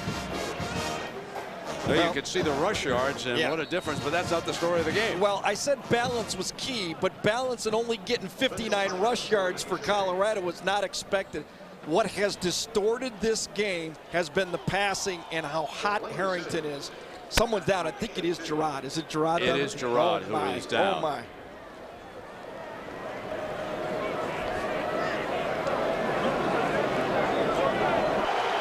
Tough football game. Defensive tackle Frieder on the other side, favoring his. Well, here's your 3rd down and 8 on the 32-yard line. Graham is to the right side of the formation. Pesavento steps up in the pocket, goes McCoy, intercepted by Smith. 45. Cut toward midfield. Breaks free, and he is down in Colorado territory at the 48-yard line. Steve Smith, the senior from Rancho Palos Verdes. Bobby Pesavento is out of his comfort zone. He's used to that running game going. He's used to 3rd and short. He tries to go back, nothing there, and then tries to make a big play. He's been avoiding trying to force things because that running game was working so well. Today, it's not. 14-7, the Ducks lead, and they get a short field when we come back. He has not been touched except on the first series in this game. Remember that one lineman got him, threw him down late? Hasn't been close to being sacked yet, and whacked only a couple of times. So now, 1st and 10, and the man is wide open. Smith crosses the 45-yard line with Johnson making the one of the reasons Oregon is giving up less sacks than anyone in the Pac-10 the last 3 years is because of the diversity of their pass offense. 3-step, 5-step, an offensive line that believes in the quarterback, and a system that keeps you off the balance. Adams, Schmidt, Weaver, Forrester, Chambers. They're the big fellas up front, and they're doing the job right now for Harrington, who's thrown for almost 200 yards. The Colorado defense must have a stop. 4:27. Time to Parker. 1st down. Had him right on the 1st down marker. And what's the situation with Gerard, Jack? Well, Brent, believe it or not, Andre had his kneecap pop out. They popped it back in. They retaped his knee, and he is ready to go back in. That's one tough offensive lineman. Better believe it. Anticipate him being one of the first offensive linemen selected in the NFL draft. Fellow out of Texas, puts his game face on. 1st down and 10 for Harrington and the Ducks at the Colorado 36-yard line. Play fake, sprint right, got time. Goes outside, Alry, incomplete. Well, Thursday night, the granddaddy of them all, the undefeated Hurricanes of Miami, face Heisman Trophy winner Eric Crouch and #2 Nebraska for the national championship. The Rose Bowl presented by AT&T, Thursday live at 8 Eastern, 5 Pacific on ABC, home of the Bowl Championship Series. And of course, the winner of this game will be pulling hard for Mr. Crouch and the Cornhuskers. They would like to wind up with a piece of the national championship. Kind of interesting, the Associated Press trophy arrived here in the Phoenix area, and several of the players posed for pictures with it, and good motivation. It's 2nd down and 10 for Harrington and the Ducks. Back with the running play, and Smith to the 21-yard line, a 1st down. So just as Colorado starts to look past, the Ducks decide, let's come back with a run, and that was for 15 yards. A little bit of their own medicine here. Counter play to the backside, counter Trey Ontario Smith. Runs with passion is what scouting report on this guy. Perimeter guy, great lateral movement. It can make people miss. You saw it all right there. Vince Okru, co-defensive coordinator with Tom McMahon, who is upstairs, and you can see the frown. Things not going well. First down and 10. Here's Harrington again. He's going to throw back to the tight end. So for the first time today, Peel catches the ball and a first down at the 10-yard line. And Tom McMahon, the other defensive coordinator for the Buffaloes, he is upstairs. Here's a young man who has battled and overcome cancer. He played wide receiver up at the University of Montana when they won their first pair of Division I AA games for the Grizzlies in Missoula. And congratulations to Coach Joe Glenn and the entire Montana team up there. They won it again this year, beating Furman and Chattanooga, and they look very efficient. Division I AA has a tournament. The handoff now to Smith. Smith cuts down at the 6-yard line. Second down. Roger Coming up on the made the tackle there. Excuse me, Brent. Coming up on the Coors Light halftime report, John Saunders and Terry Bowden will bring you scores and highlights of the early New Year's Day Bowls. John and Terry will preview the Rose Bowl presented by AT&T. All this and more on the Coors Light halftime show from Anaheim, California. The reason I wanted to point it out is another secondary guy making a tackle on the run game. So off balance is Colorado with this quick passing game. A little bit of different roll right, roll left, but look at how Harrington is attacking the field. He's throwing everywhere. Every box is filled. Deep. I love that they're throwing deep. That loosens him up, puts a scare, but look at those quick passes and how well he's distributing the ball around the field. This is second down. Peel is flexed off the line to the left. There's that shovel pass. Touchdown, Oregon. Walking in is the running back Ontario Smith, who transferred to Eugene from Tennessee.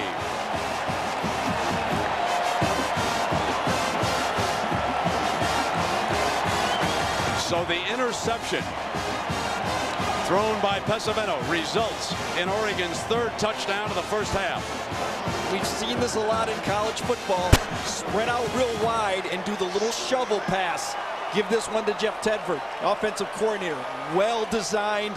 He knew he was coming to it once he got inside the 10-yard line. Jeff Tedford's last game at Oregon. He'll go to California as their next head coach. Jared Siegel adds the extra point. But it was this interception, and this is why they put the corners on an island at Oregon. They are able to get the job done. Watch number 6 against McCoy, underthrown a bit, makes the pick. Oregon working with a short field, the shovel pass. And after the defender had committed, Smith walked into the end zone. The Ducks are up by 14. Timeout.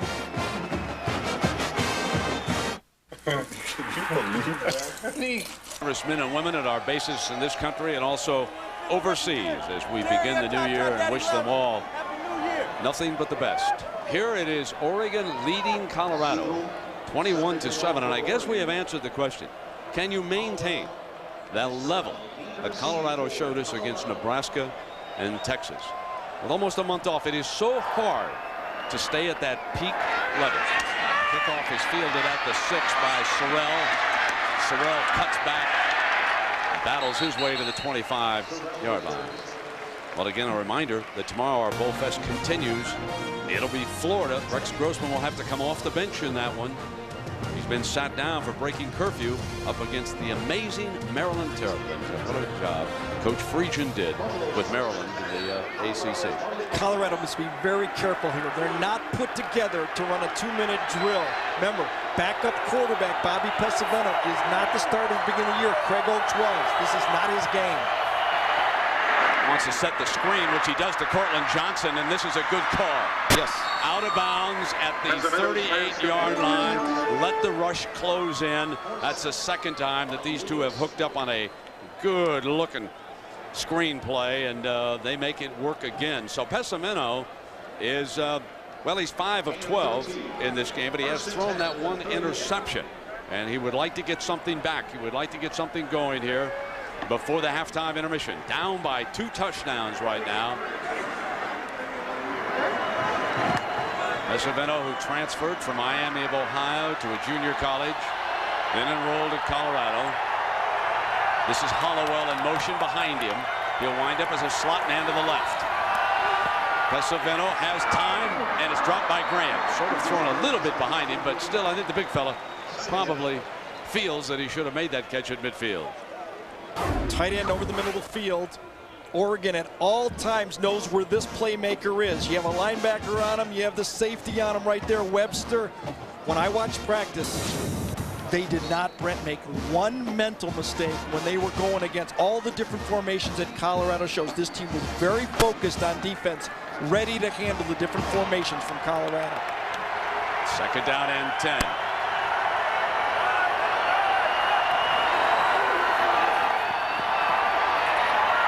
To throw and misfires, and Graham was double covered in the middle of the field, and he couldn't quite squeeze it into him, so he overthrew. Yeah, they are ready for Graham. I'll tell you, he's right here, left side, coming across. They're going to cross somebody across the other way this time. Slat, they're trying to get the ball to Daniel Graham, but you can see pretty crowded, nowhere to really throw the ball. Safety right there in the middle, just hoping Pesavento will throw him the ball. He had to throw high. Lucky he got away with that one. Hollowell in. He'll go out to the left along with wide receiver Matt Brunson. McCoy is down to the right. Third down. And now it is fourth down, and Colorado will have to punt it away, and they're going to give Harrington one last crack. There'll be time on the clock, too. So not a good series for Colorado. And Joey says, let's go. This is what veteran quarterbacks wait for. The closing minutes of the half in the game. They got their passing game working. They know they can strike downfield with the speed receiver. Mariscal, who has punted well in this game. Owery will attempt to give the Ducks field position here at the Tostitos Fiesta Bowl.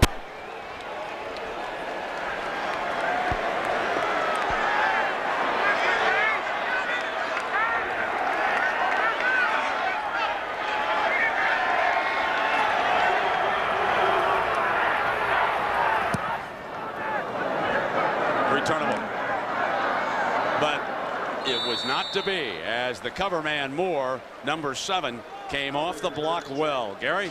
Well, give credit to the offensive line, but also to the game plan. Different types of drops, different types of passes, a 3-step, a half roll, a throwback, and then when you get inside, a little trickery right here, the shovel pass. Colorado doesn't know if coming or going right now. They've got a hot quarterback delivering the ball. Morris checks in as the tailback. They continue to shuttle their 2 running backs. And prior to the snap, play was stopped. And we have not had many penalties in this game. 3 against Colorado and only 1 against the Ducks. And, of course, this one will go against them. And again, a Southeastern Conference Before crew. the ball was snap movement by the offensive line. 5 yards, still first down. Well, aerial coverage of today's game is provided by Tostitos, the Tostitos Fiesta Bowl. And here on this field next year, a year from now, they will play the national championship game. They played one. That means that they will have come full circle with the 4 bowls that are involved. Tennessee won a championship here. In fact, it was the first BCS title game. They beat Florida State. Peerless Price was the offensive player of that game. One of his records has been tied here today. Draw play. Morris made the most of it, didn't he? Out to the 29-yard line. You've really got to like the way Oregon has played here in the first half. Very well coached. They have followed their game plan to the letter. Bellotti, who has become the most successful program coach in the Pac-10 over the last decade, putting the show on the road. The facilities have been upgraded up in Eugene. They trade off the tradition that Graham and Dan Fouts and all the rest of those great players started up there, and now they're winning games. Here's a handoff to the 30-yard line, and that was Morris again, stopped by Michael Lewis. Oregon's playing it conservatively, 21-7. They don't want to make a key mistake and get the Buffaloes back in the game with a cheapie. Colorado, I think, is going to take. Did they take the timeout? I think they're going to force them to take a timeout and have to punt the ball if they don't pick it up. You know me, Gary, I'd go for the juggler. I know. I know. Might get your own juggler, though, while you're trying to do that. That's true. Let's go down to Jackaroo, Jack. Hey, Brent, I want to take you to page 36 of the Oregon Football Guide. You want to meet Joey Harrington? Well, inside, they tell you all sorts of things that you don't know about him. Do you know that he can't live without his feather bed? Or maybe that his favorite actor and actress are De Niro and Sandra Bullock. And the most important one when traveling, one thing he has to have, just like me. But when he said one thing people don't know, I'm a dork. I'll tell you what, I'll take that dork on my team any day. You got that right, my friend. So, you know, he plays the piano well. We gave you a taste of that. And I asked him why he stuck with the piano when he was young. That's Mom. I, of course, wanted to go play ball with the guys out in the street rep, but, you know, we lived half a block away from a big playground. But, you know, Mom said, you know, just play 15 minutes. You know, get 15 minutes of practice in before you go play, and it's paid off.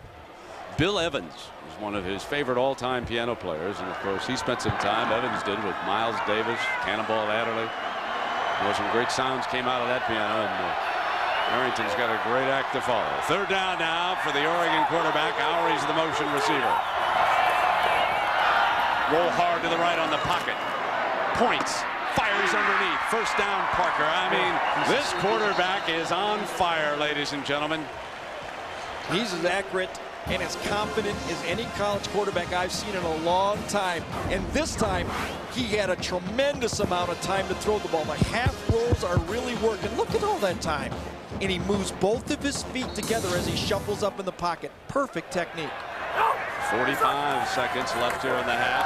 Harrington comes back to the left, and wide open Jason Willis that time. So Harrington has thrown for 233 yards and 3 touchdowns in this game. Joey Harrington is the story of the first half. He certainly has been the most valuable offensive player here at Sun Devil Stadium on a beautiful New Year's afternoon. The Tostitos Fiesta Bowl, of course, the winner hopes that Nebraska can win the Granddaddy Thursday night. Between Nebraska will be taking on favored Miami in that game.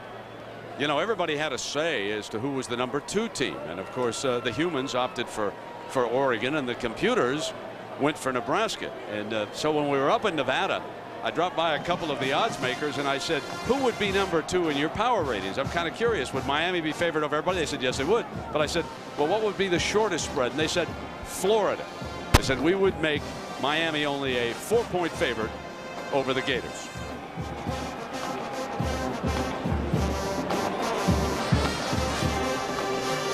So the last 29 games, you can see the 3 most effective programs in the top 2 will be meeting. But look who is #3. You would never think.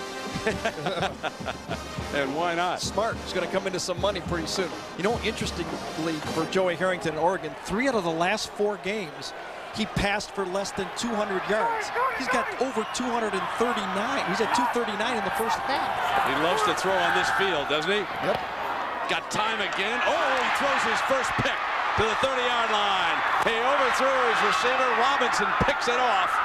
And that will give the Buffaloes, if nothing else, a lift going into the locker room. They've still got 25 seconds, but they can certainly build off of that. And this is his first pick in 141 passes, his personal long streak, as he just led the receiver too much, threw it right to the safety. Joey got a little greedy that time, but it wasn't as much as a disaster if it happened on his own 20-yard line. And guess who made the stop? #3 got over there.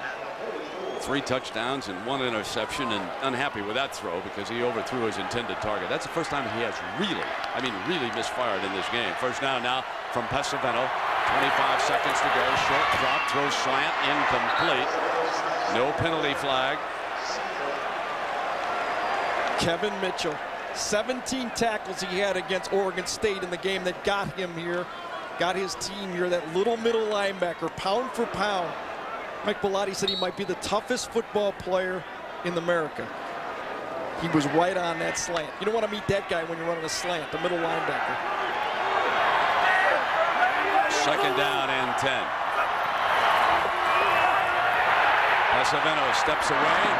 and throws it incomplete. Johnson, the intended receiver, but Pesavento did a good job of avoiding the sack that time. Clock is stopped with 16 seconds to go, and it's 3rd down. And it was Kevin Mitchell again. One time he's in coverage. Here he comes. Watch him come right in and force Pesavento to throw a bad ball.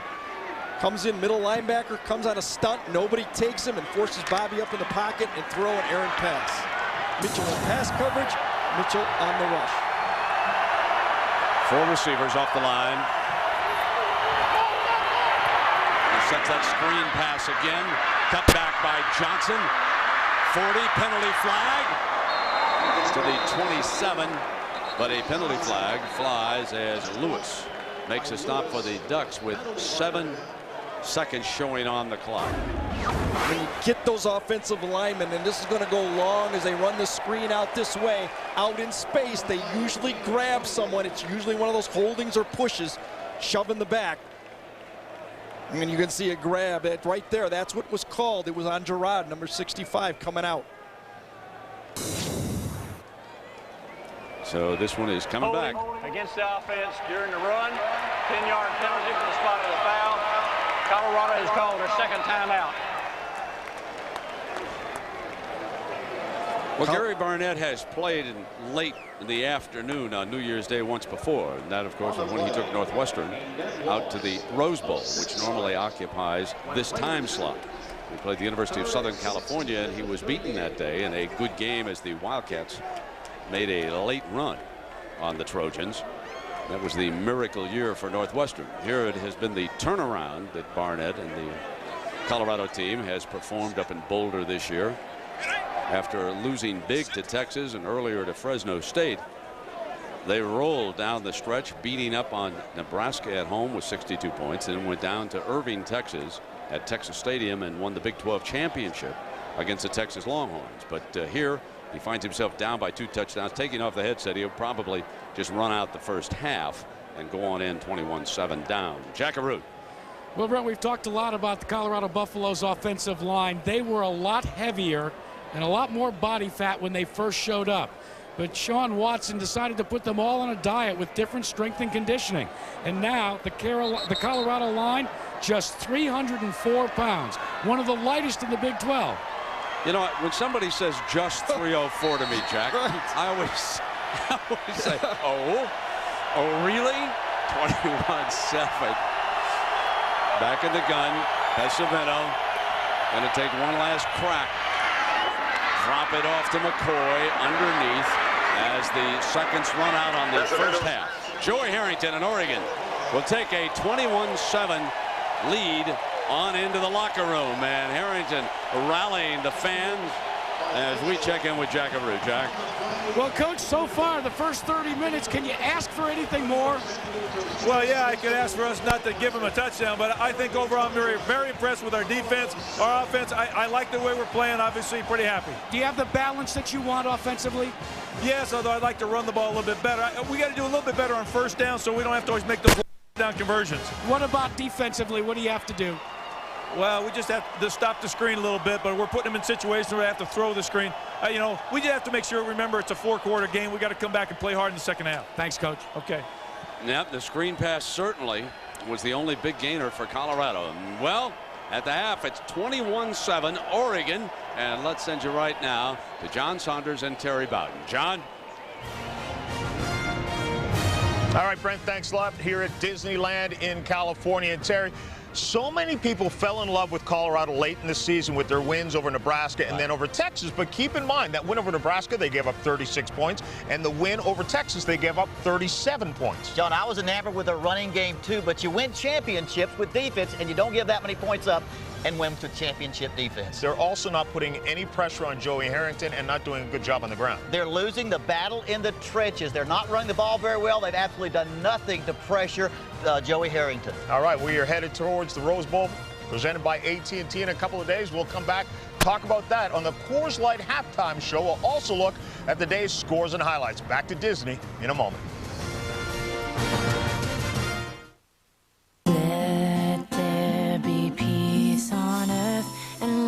Lead, throwing for 238 yards in the first half. Parker, 6 catches, 145 yards, 79 of them right here for a touchdown, Oregon, and the Ducks are up by 2 touchdowns. And Gary Daniels, I've got to ask you, why can't Colorado convert 3rd and short? Why can't they run the ball here? I think the quickness of this defensive line for Oregon Ducks are giving them some problems.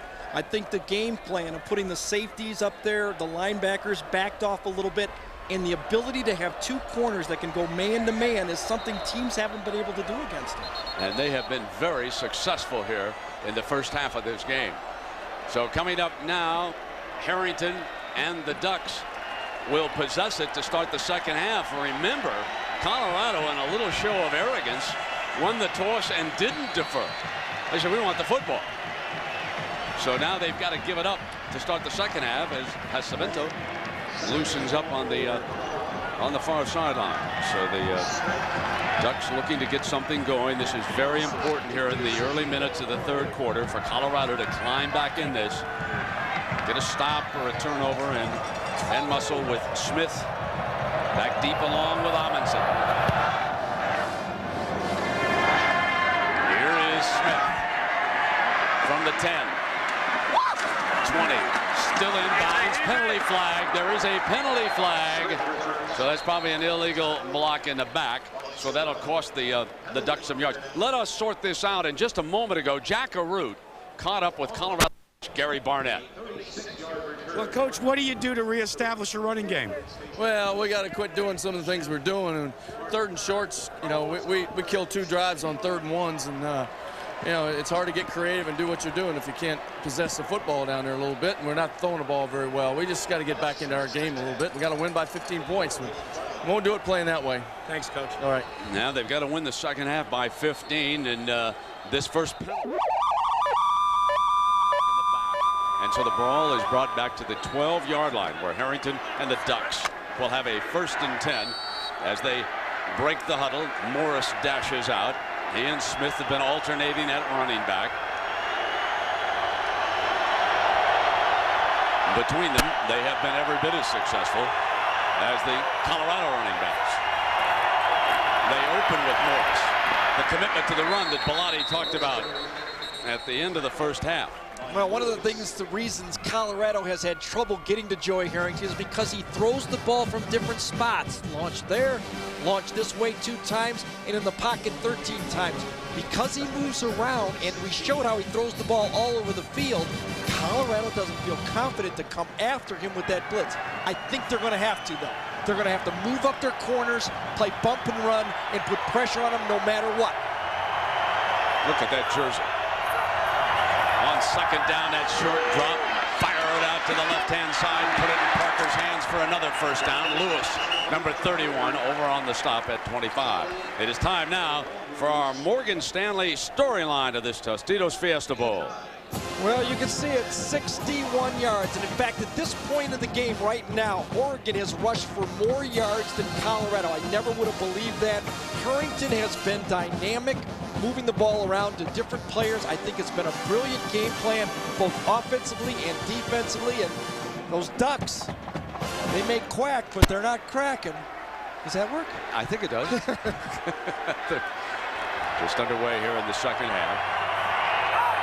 First down and 10 on the 25. There's that short drop, deflected, incomplete. Oh, had Colorado been able to pick that one off, Joey Johnson, the Hawk linebacker, was coming inside on it, and had he gotten that ball, it would have been 6 Colorado. Yeah, it was a corner blitz this time from the outside, coming right off here to the outside. Now watch this. Tips the ball, and Robbie Robinson, number 9, almost could have got it, either him or Johnson. And that's the big turnover that Nebraska and Texas gave to Colorado that Oregon isn't. Second down and 10 for Harrington and the Ducks. Fires to Oury. Oury short of the 30-yard line, and Lewis among those arriving. And already here in the second half, we see more black shirts around the ball carrier on the tackle than we saw most of the first half. More aggressive on defense. Vince Okru has decided that he needs to get after Harrington no matter what. Move your corners up. You can't play off 10 yards and blitz, though. Harrington will pick you apart. Move the corners up, come after them, and take your chances. Extra DB. Wood is on the field. 3rd down and 6. Look at this space here. Waits for the clear. Got it. It's Peel, 1st down. A beautiful pump fake by Joy. Peel clears, and they cross midfield with a 21-yard gain. Another one of those finesse pass plays that's part of this Oregon defense. You're going to see Joe let him go right here, coming back in the pocket. He's going to fake the quick screen to a wide receiver and then go to the tight end down the sideline. Well conceived and completely has this Colorado defense off balance. In that case, you have to bring them. Bring more guys than they got. Challenge your corners to play man-to-man, but you can't stay off 10 yards and expect to stop this pass offense. Running to daylight is Morris. Got the corner on the defensive back. Still on his feet to the 21-yard line. Was he stopped? Morris. Touchdown. They couldn't bring him down. Morris, not to be denied, went 49 yards for the score. Holy cow. Coming right at you. Morris takes it. Bad angle to the outside here. First by Snead, and then a bad tackle. They think he's down. 2 guys in the back give up on it. Spins off, goes over the top, puts his hand down instead of his knee, and sprints into the end zone. Now for the extra point.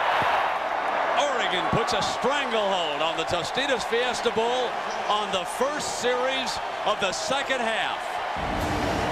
Morris dashes in. It's 28-7. Timeout. Now the Ducks have opened up a 28-7 lead. Opening drive of the half.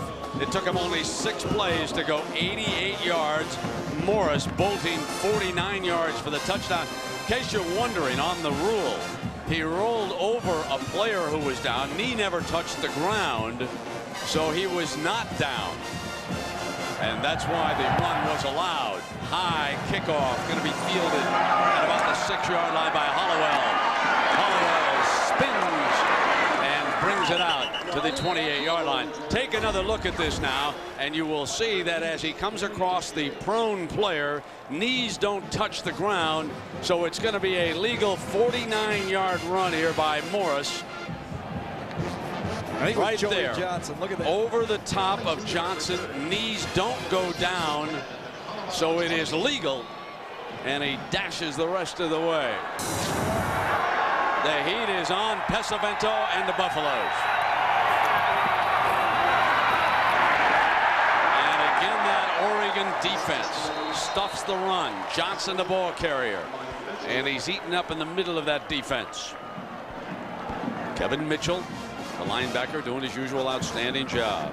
Brent, this is the 3rd time lining up strong. Gerard and Rogers have pulled to the weak side of the formation. 3 plays, 1 yard. Been stuffed every time they've tried to come away from their strength and pull their big guys.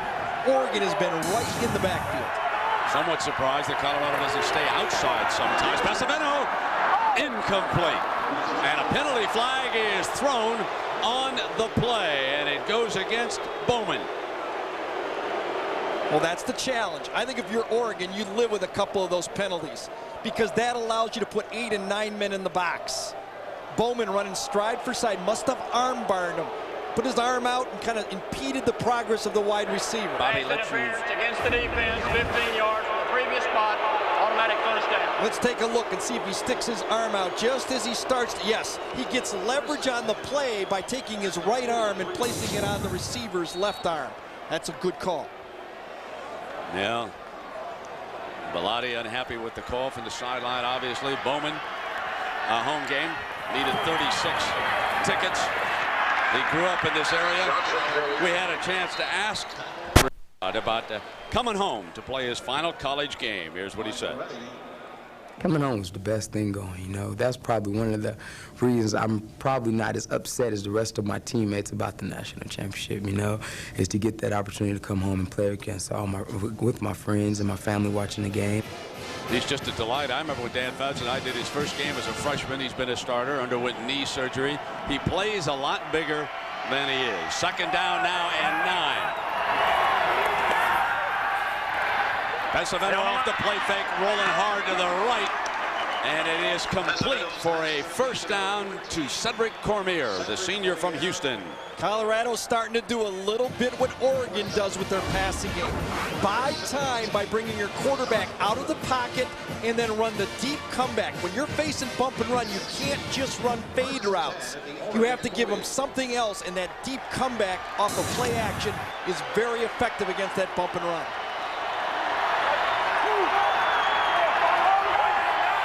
That's McCoy, number 80, turning back on the motion. To Graham, the tight end. Graham muscles his way to the 26-yard line, and another Buffalo first down. Moretti makes the stop. What they're doing with Daniel Graham is bracketing him inside with a linebacker, a safety deep. You throw the ball, you'll see him triangled. 3 guys coming in on him every time. If his release is across the formation, the linebacker will take him. If it's deep, the safety will take him outside the strong safety. Good game plan, again, from Oregon. Buffalo's looking for a quick strike.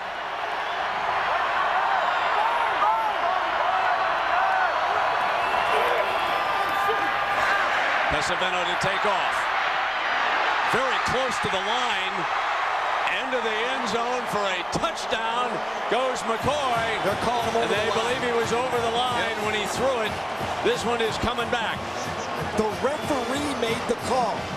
The referee was a guy who ran up there and made the call. That's not usually the player, the official that makes the call in that situation. Now the line was the 26. And as you look across at the down marker, it actually looks between the 26 and the 27. Did he pick it up? The passer was across the line of scrimmage when he threw the pass. 5-yard penalty plus loss of down. He's second down.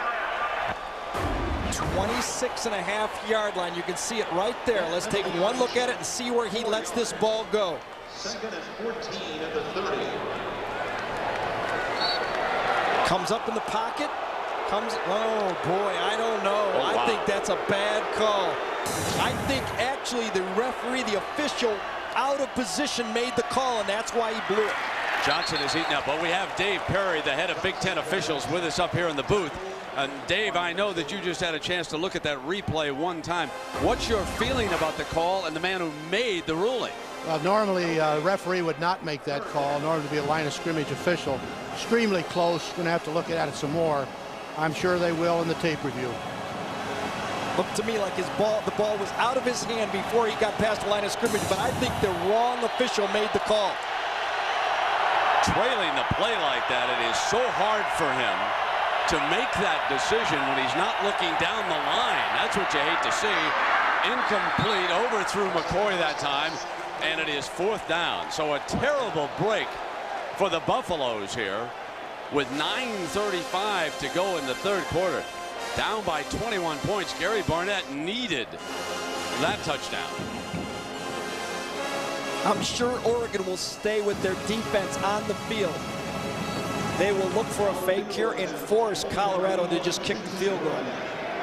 Jeremy Flores didn't kick the first half. He got a 47-yarder.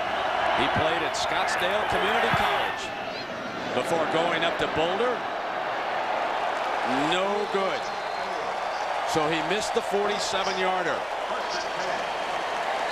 So we can say that nothing is going right for the Buffaloes, and they trail the Oregon Ducks 28-7.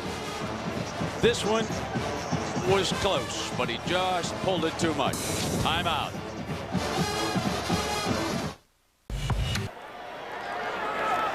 Well, the sun beginning to set on the Valley of the Sun, and it also beginning to set on Colorado. A very bad break just moments ago for the Buffaloes, who appeared to many to have scored.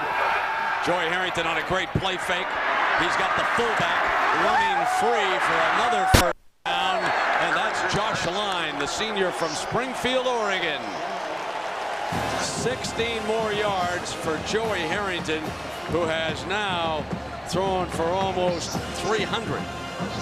Just another different play from Oregon. You can never settle on exactly what they're going to do. First down, they're going to throw deep. First down, they're going to run the counter. First down, they're going to run the bootleg. Colorado, needs to man up and come after Harrington. It's their only chance in this game, and they're off 10 yards again. Parker's in the slot. Got him again, and he is hit just as soon as he touches the ball by Michael Lewis, the safety. Check in with Jackaroo. Brent, this is a very special weekend for Josh Line. You see, he and his wife, Tiffany, were supposed to be welcoming their first child into the world sometime after this game. But their young daughter was their young son, Griffin, was born 5 weeks premature. But I'm pleased to say that Griffin and Tiffany have made the trip to the Fiesta Bowl, wowing all of the doctors, and they said they wanted to see Dad play his last game. Well, that was a great moment because they saw Pop handle the ball for the first time. That pump fake again by Harrington going deep. Wants that home run. Parker's held up. He is overthrown as he collided with Strickland coming out. Well, here's a reminder for you on ESPN Sunday Night Football. Warren Sapp and the Tampa Bay Buccaneers must stop Donovan McNabb and the Eagles to avenge last year's playoff loss in Philadelphia. That is Sunday Night Football, 8:30 Eastern on ESPN. I get the feeling now, Brent, that Joey Harrington feels like he's playing with house money. He's got this big lead. He wants to go deep with the ball. He wants to get one more there. He had a couple short throws right there. The patience that he had in the first half, now he's starting to look deep a little bit too much. 28-7, here's 3rd and 8. Buffaloes need the ball. Buffalo blitz. Harrington given all kinds of time. Colorado read the screen. No first down. They dropped off, and Smith couldn't pick up the necessary yardage, and Oregon forced a punt. Sam Wilder, the defensive end, a freshman out of Dallas, making the defensive play for the Buffaloes. I think Joey Harrington gave that play away. He dropped way too deeply on that play. You have to settle at 5 yards and then retreat. He just sprinted back, and I think Colorado smelled it, and he smelled it right. So far, the directional punting and the special team play by Oregon's been superb. Remember, that was a point of emphasis for Bellotti all week. His special teams betrayed him the last time he took on Colorado in a bowl game, that over in Hawaii, when Ben Kelly hauled the opening kickoff back for a touchdown. Hollowell makes the fair catch inside the 15-yard line. So Harrington and the Dun at the Tostitos Fiesta Bowl. Timeout. Head coach Mike Bellotti told us he was very flattered by the interest shown in Notre Dame.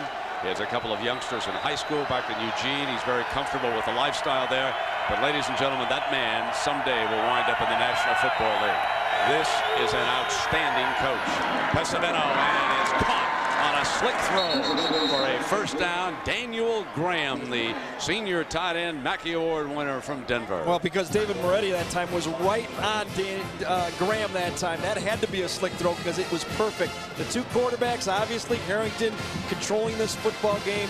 He's got more weapons. He's got a better offense. Pesavento needs the running game to complement him. And that was our Nokia player comparison. Pesavento and Harrington. They'll bring the chains out here to measure this. The big story of the game. Forget the star, who is Joey Harrington. But the big story has been the ability of Nick Aliotti's defense to stop the Colorado juggernaut after watching what they accomplished against Nebraska and Texas, and then to watch them being held to 7 points and only 64 rushing yards. Oh my goodness. Against Nebraska, they must have had that in the first quarter, as I remember. Didn't Chris Brown have that on one run, I think? Remember, he just sprinted in there for a touchdown. Now, of course, you're down by 21.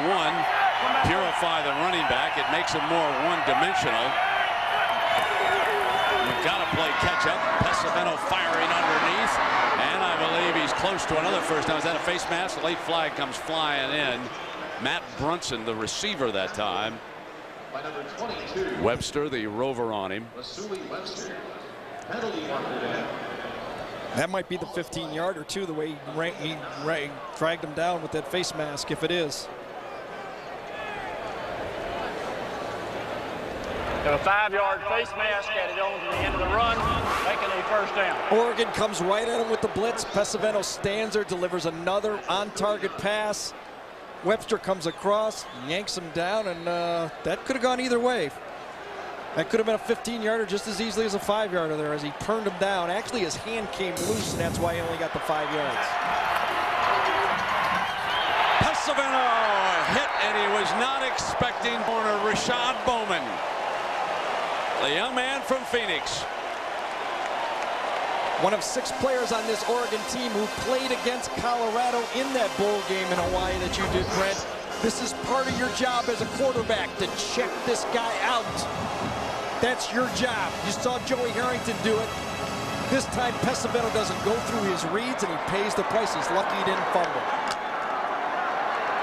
Second down and 16.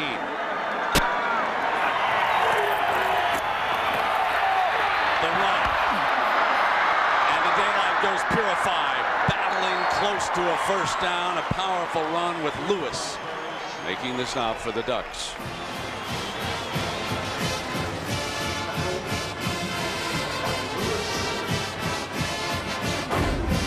Bobby Purified, 900+ yards rushing this year for Colorado. Chris Brown, Cortland Johnson, they have not been able to get these guys free in the secondary like this, as they've been regularly doing in the second half of the year. Oh, 2 3rd-and-1s they did not make in the first half. That has really kept them from controlling the ball. The rushing totals today. The biggest surprise of the game. Oregon out-rushing Colorado. Fake toss. They're going to throw on 3rd down. Wide open. They got Graham. He juggles it. Incomplete. Oh, man. Couldn't throw it any better, and it's going to force Colorado, I believe, to go on 4th down. Down by 3 touchdowns. You've almost got to go here, don't you? Wide open Graham is here. Runs right by the safety, Keith Lewis. Ball's perfectly thrown, and he just drops it. So Colorado 0 of 3 now on 3rd and 1. So let's follow Gerard. Gerard and Drum. Oregon knows it. You know it. We know it. And here they come. Chris Brown will be the ball carrier. Drum the lead man. Here it comes. Oregon made him battle for it. It'll depend on the spot.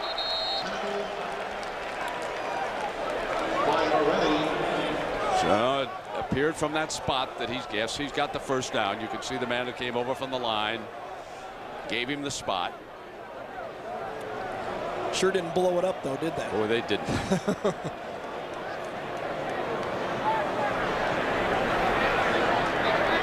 Now, I'm counting on our yellow line guy on this one, okay? I want, you know, I can remember a couple of weeks ago when I said this, and I was only off a yard on that. I know. Usually you have to pass the yellow line for it to be a first down. Do you think? I don't know. I always thought if you got on I'll tell you what, it'll be at the most a half a football if he makes it. Here we go. Half Stretch a football. it out. Half a football. Yep. Maybe even less than that. Whew. Oregon made him pay the price. Inside of 5 minutes left in the 3rd quarter. Colorado cannot waste time. They've got to strike. Oh, can you believe that Graham would drop a ball that wide open?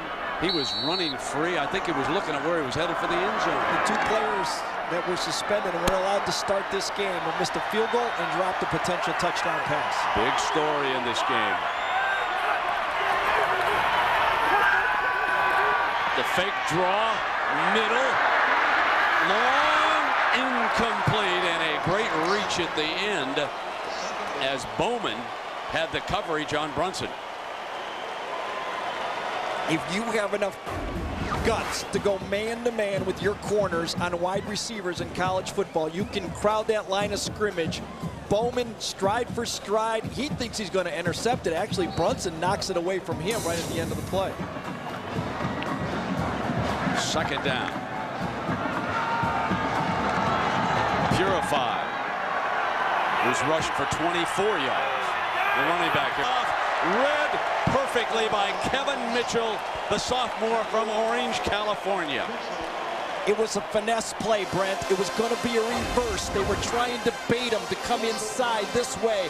at the end of the play. He just doesn't read it. He goes for the running back. Mitchell just makes the tackle before the reverse guy right here can get the ball. Mitchell's been all over the football field. He's also stepping in as the long snapper on punts today because the regular long snapper came up with an injury. He has never been the long snapper on punts before, but he's a good athlete doing the job. Here's Pesavento, drew time, goes to coverage, and it's intercepted. Smith's second of the game. Smith with his second interception of the game. The senior from Rancho Palos Verdes picks off Pesavento again. Really don't know what Colorado is trying to do here. Two-man route, third and very long. The safety's back in the middle of the field. When you only have two guys out and you have a safety standing there, four guys covering two, you're most of the time going to get this ball picked off. Both interceptions are very costly. Both came on third down. Timeout. Harrington leading Colorado 28-7. The story has been the Duck defense. They've limited Colorado to 69 rushing yards. Got them in a passing mode with that score. Now they've been held to 208 yards of offense. And Harrington back on the field, goes to work on the clock now with Smith, the ball carrier, on first down. Johnson making the stop. Colorado must have the ball back quickly as Oregon begins to bring it down, and Craig Oaks, who gave up his starting job because of an injury to Pesavento, starts to warm up on the far side, and perhaps we will see him as Pesavento takes a seat, trailing 28-7. Pesavento with those two interceptions, winding up his career at Colorado on a down note for the young man, who's a fine young man who hung in there even though he lost his starting job.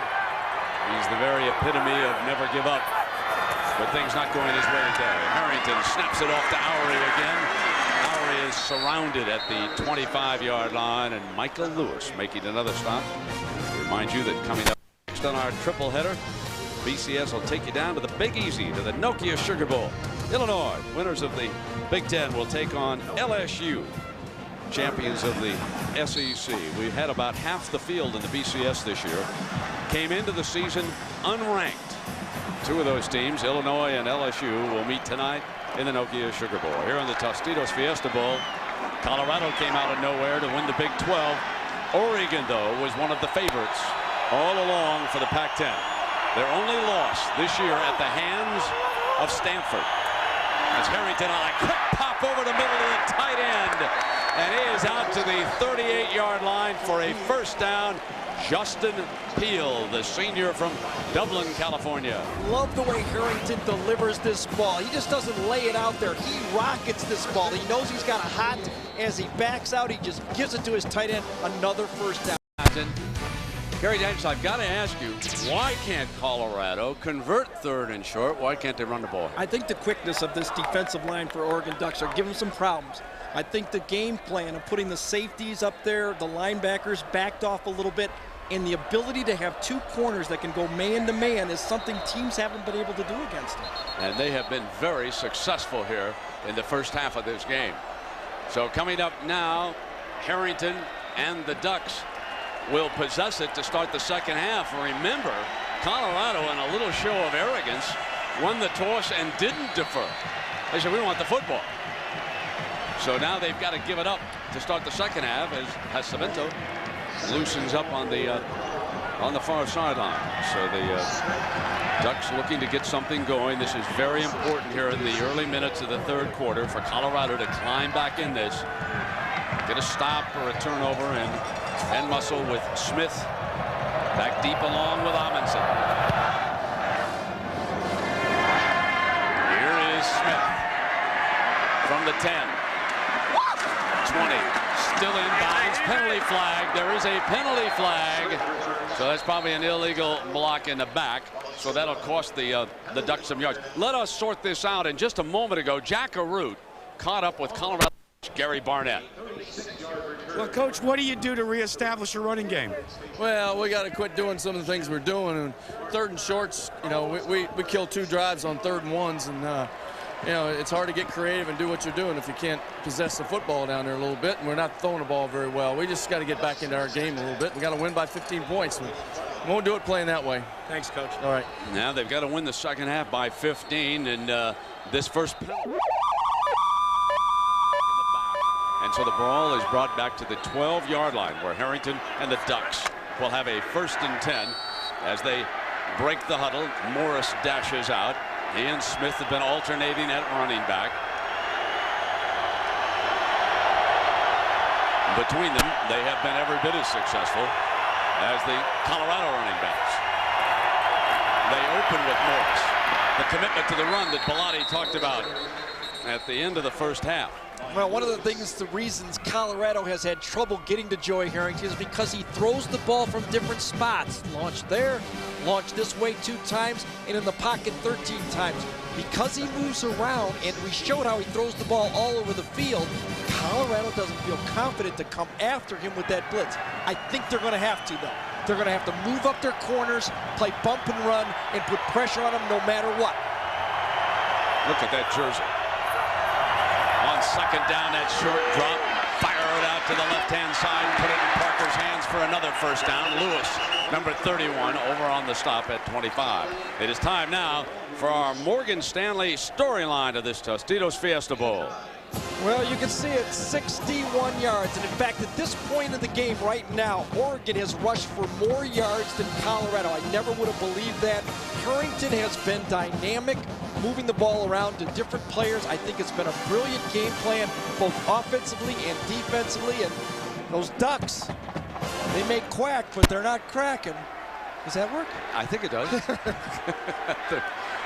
Just underway here in the second half.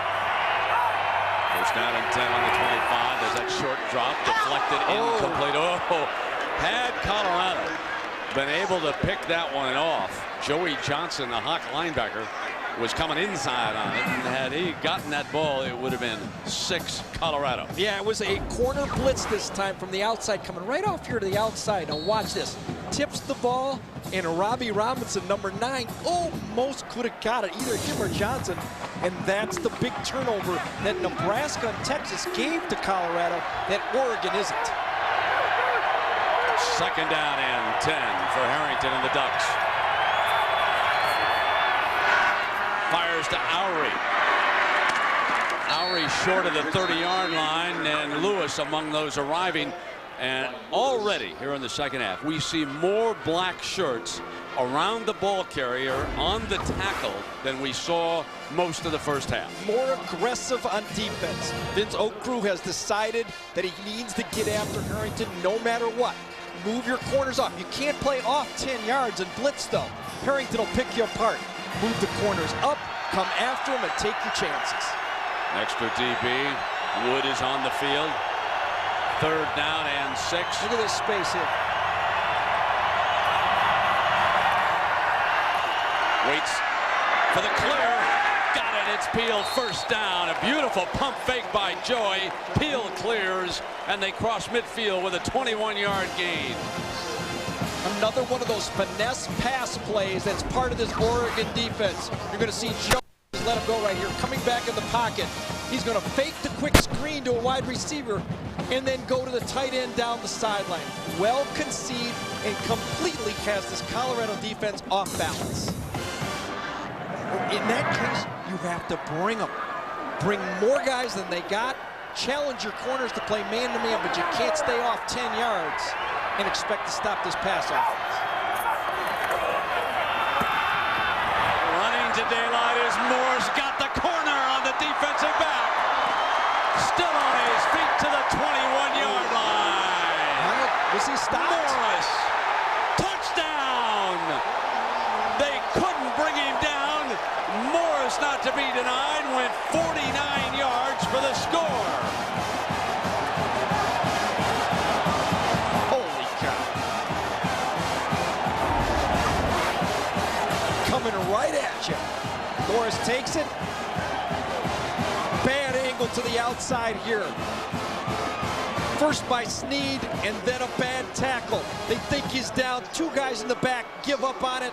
Spins off, goes over the top. puts his hand down instead of his knee and sprints into the end zone. Now for the extra point.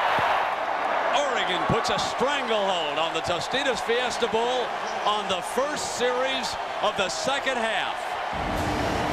Morris dashes in. It's 28-7. Timeout. Now the Ducks have opened up a 28-7 lead. Opening drive of the half. It took him only 6 plays to go 88 yards. Morris bolting 49 yards for the touchdown.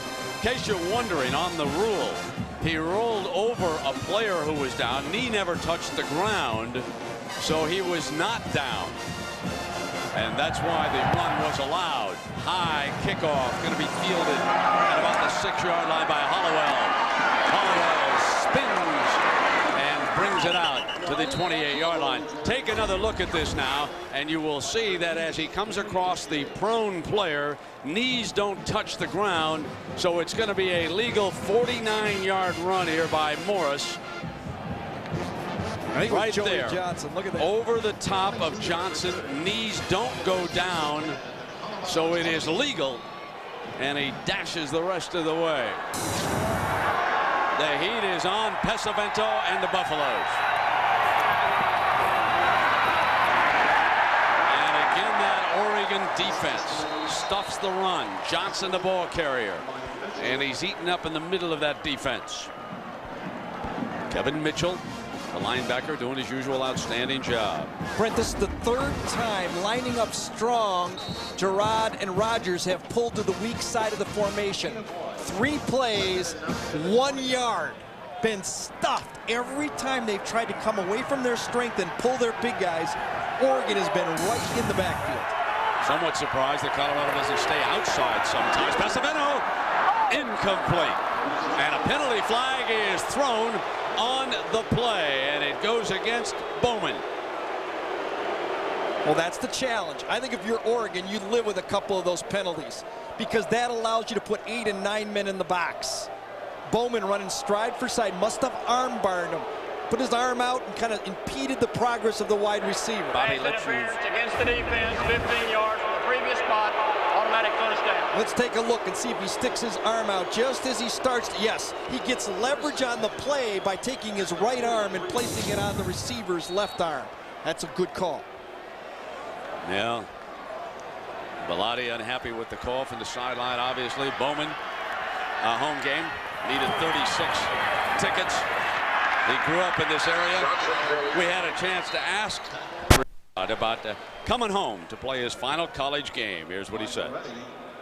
Coming home was the best thing going, you know. That's probably one of the reasons I'm probably not as upset as the rest of my teammates about the national championship, you know, is to get that opportunity to come home and play against with my friends and my family watching the game. He's just a delight. I remember when Dan Fouts and I did his first game as a freshman. He's been a starter, underwent knee surgery. He plays a lot bigger than he is. 2nd down now and 9. Pesavento off the play fake, rolling hard to the right, and it is complete for a first down to Cedric Cormier, the senior from Houston.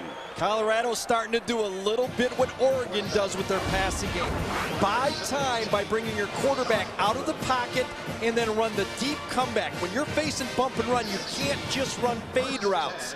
You have to give them something else, and that deep comeback off of play action is very effective against that bump and run.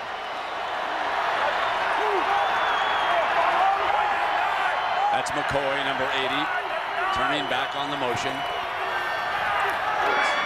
To Graham, the tight end. Graham muscles his way to the 26-yard line, and another Buffalo first down. Moretti makes the stop. What they're doing with Daniel Graham is bracketing him inside with a linebacker, a safety deep. You throw the ball, you'll see him triangled. 3 guys coming in on him every time. If his release is across the formation, the linebacker will take him. If it's deep, the safety will take him outside the strong safety. Good game plan, again, from Oregon. Buffalo's looking for a quick strike.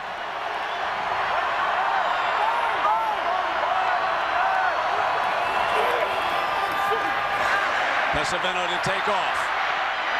Very close to the line, into the end zone for a touchdown goes McCoy. They're calling him over and they the line. believe he was over the line when he threw it. This one is coming back. The referee made the call.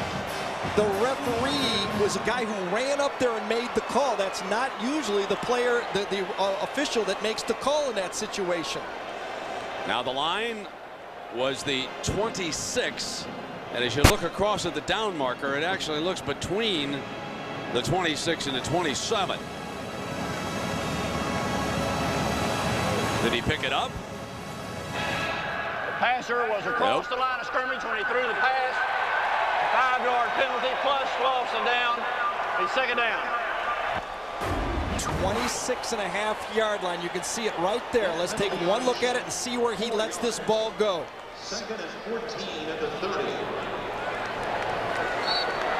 Comes up in the pocket. Oh boy, I don't know. Oh, wow. I think that's a bad call. I think actually the referee, the official, out of position made the call, and that's why he blew it. Johnson is eating up. Well, we have Dave Perry, the head of Big Ten officials, with us up here in the booth. And Dave, I know that you just had a chance to look at that replay one time. What's your feeling about the call and the man who made the ruling? Well, normally a referee would not make that call, nor to be a line of scrimmage official. Extremely close. Going to have to look at it some more. I'm sure they will in the tape review. Looked to me like the ball was out of his hand before he got past the line of scrimmage, but I think the wrong official made the call.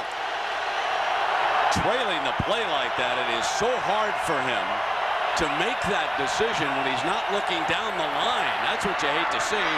Incomplete, overthrew McCoy that time, and it is fourth down. So a terrible break for the Buffaloes here with 9:35 to go in the third quarter. Down by 21 points. Gary Barnett needed that touchdown. I'm sure Oregon will stay with their defense on the field. They will look for a fake here and force Colorado to just kick the field goal. Jeremy Flores didn't kick the first half. He got a 47-yarder. He played at Scottsdale Community College before going up to Boulder. No good. So he missed the 47-yarder.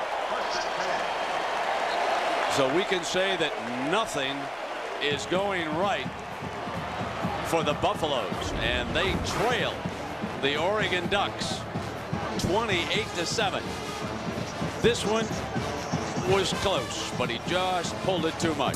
Timeout.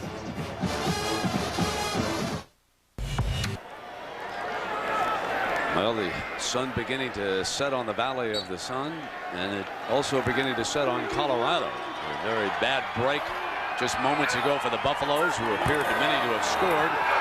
Joey Harrington on a great play fake. He's got the fullback running free for another first down, and that's Josh Line, the senior from Springfield, Oregon. 16 more yards for Joey Harrington, who has now thrown for almost 300. Just another different play from Oregon. You can never settle on exactly what they're going to do. First down, they're going to throw deep. First down, they're going to run the counter. First down, they're going to run the bootleg.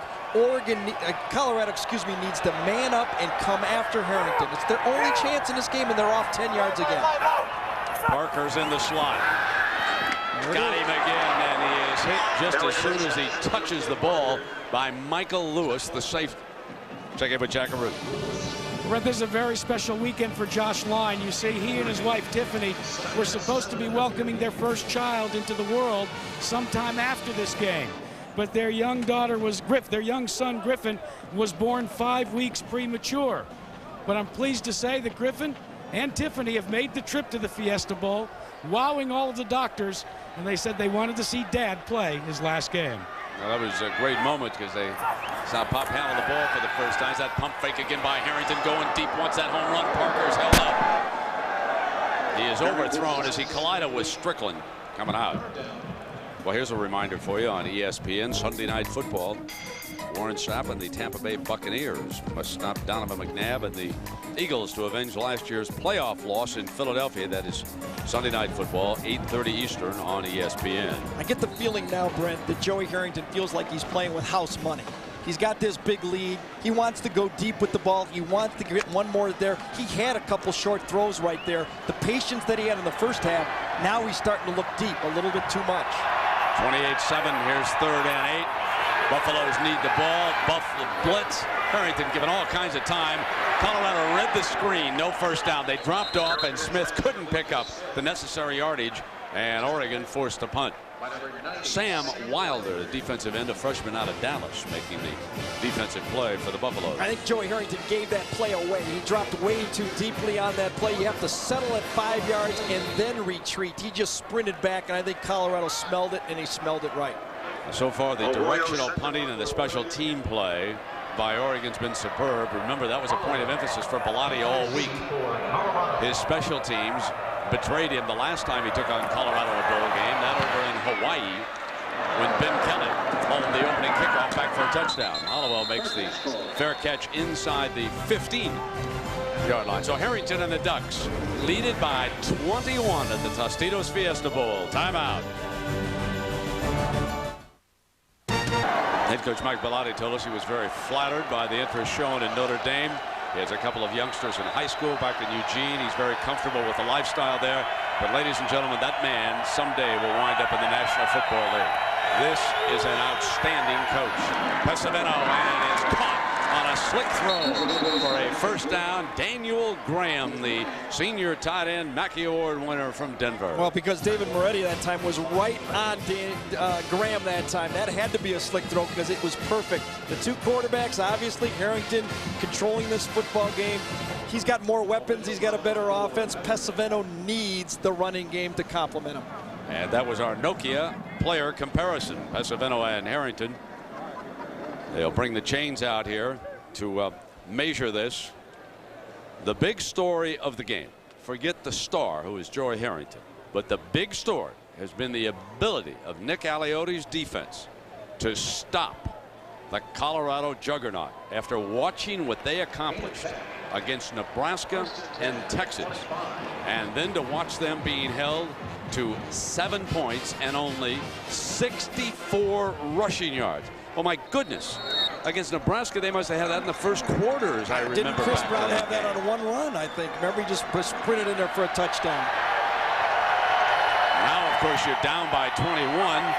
Purify the running back. It makes him more one-dimensional. You've got to play catch-up. Pesavento firing underneath. And I believe he's close to another first down. Is that a face mask? The late flag comes flying in. Matt Brunson, the receiver that time. By number 22. Webster, the rover on him. Webster. Penalty marker. That might be the 15-yarder, too, the way he dragged him down with that face mask, if it is. Got a 5-yard face mask, got it on to the end of the run, making a first down. Oregon comes right at him with the blitz. Pesavento stands there, delivers another on-target pass.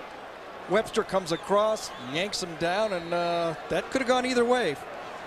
That could have been a 15-yarder just as easily as a 5-yarder there as he turned him down. Actually, his hand came loose, and that's why he only got the 5 yards. Pesavento hit, and he was not expecting Bowman to be coming. Hard off the corner, Rashad Bowman, the young man from Phoenix. One of 6 players on this Oregon team who played against Colorado in that bowl game in Hawaii that you did, Brent. This is part of your job as a quarterback, to check this guy out. That's your job. You saw Joey Harrington do it. This time, Pesavento doesn't go through his reads, and he pays the price. He's lucky he didn't fumble. Second down and 16. The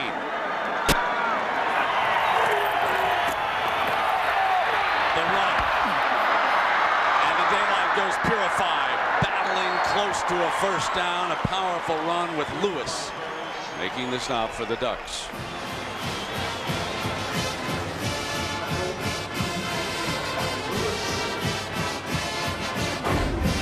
Bobby Purify, 900+ yards rushing this year for Colorado. Chris Brown, Cortland Johnson, they have not been able to get these guys free in the secondary like this, as they've been regularly doing in the second half of the year. Oh, 2 3rd and 1s they did not make in the first half. that has really kept them from controlling the ball.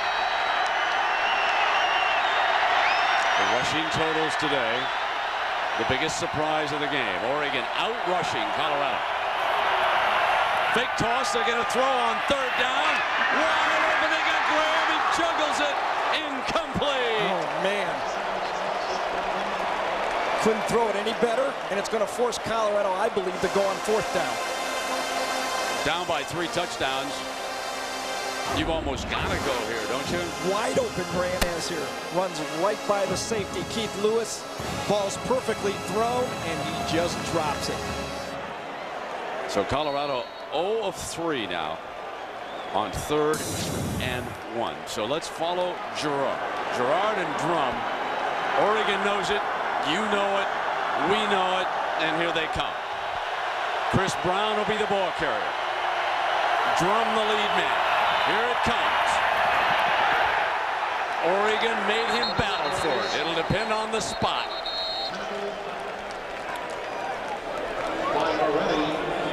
So it appeared from that spot that he's got the first down. You can see the man that came over from the line gave him the spot.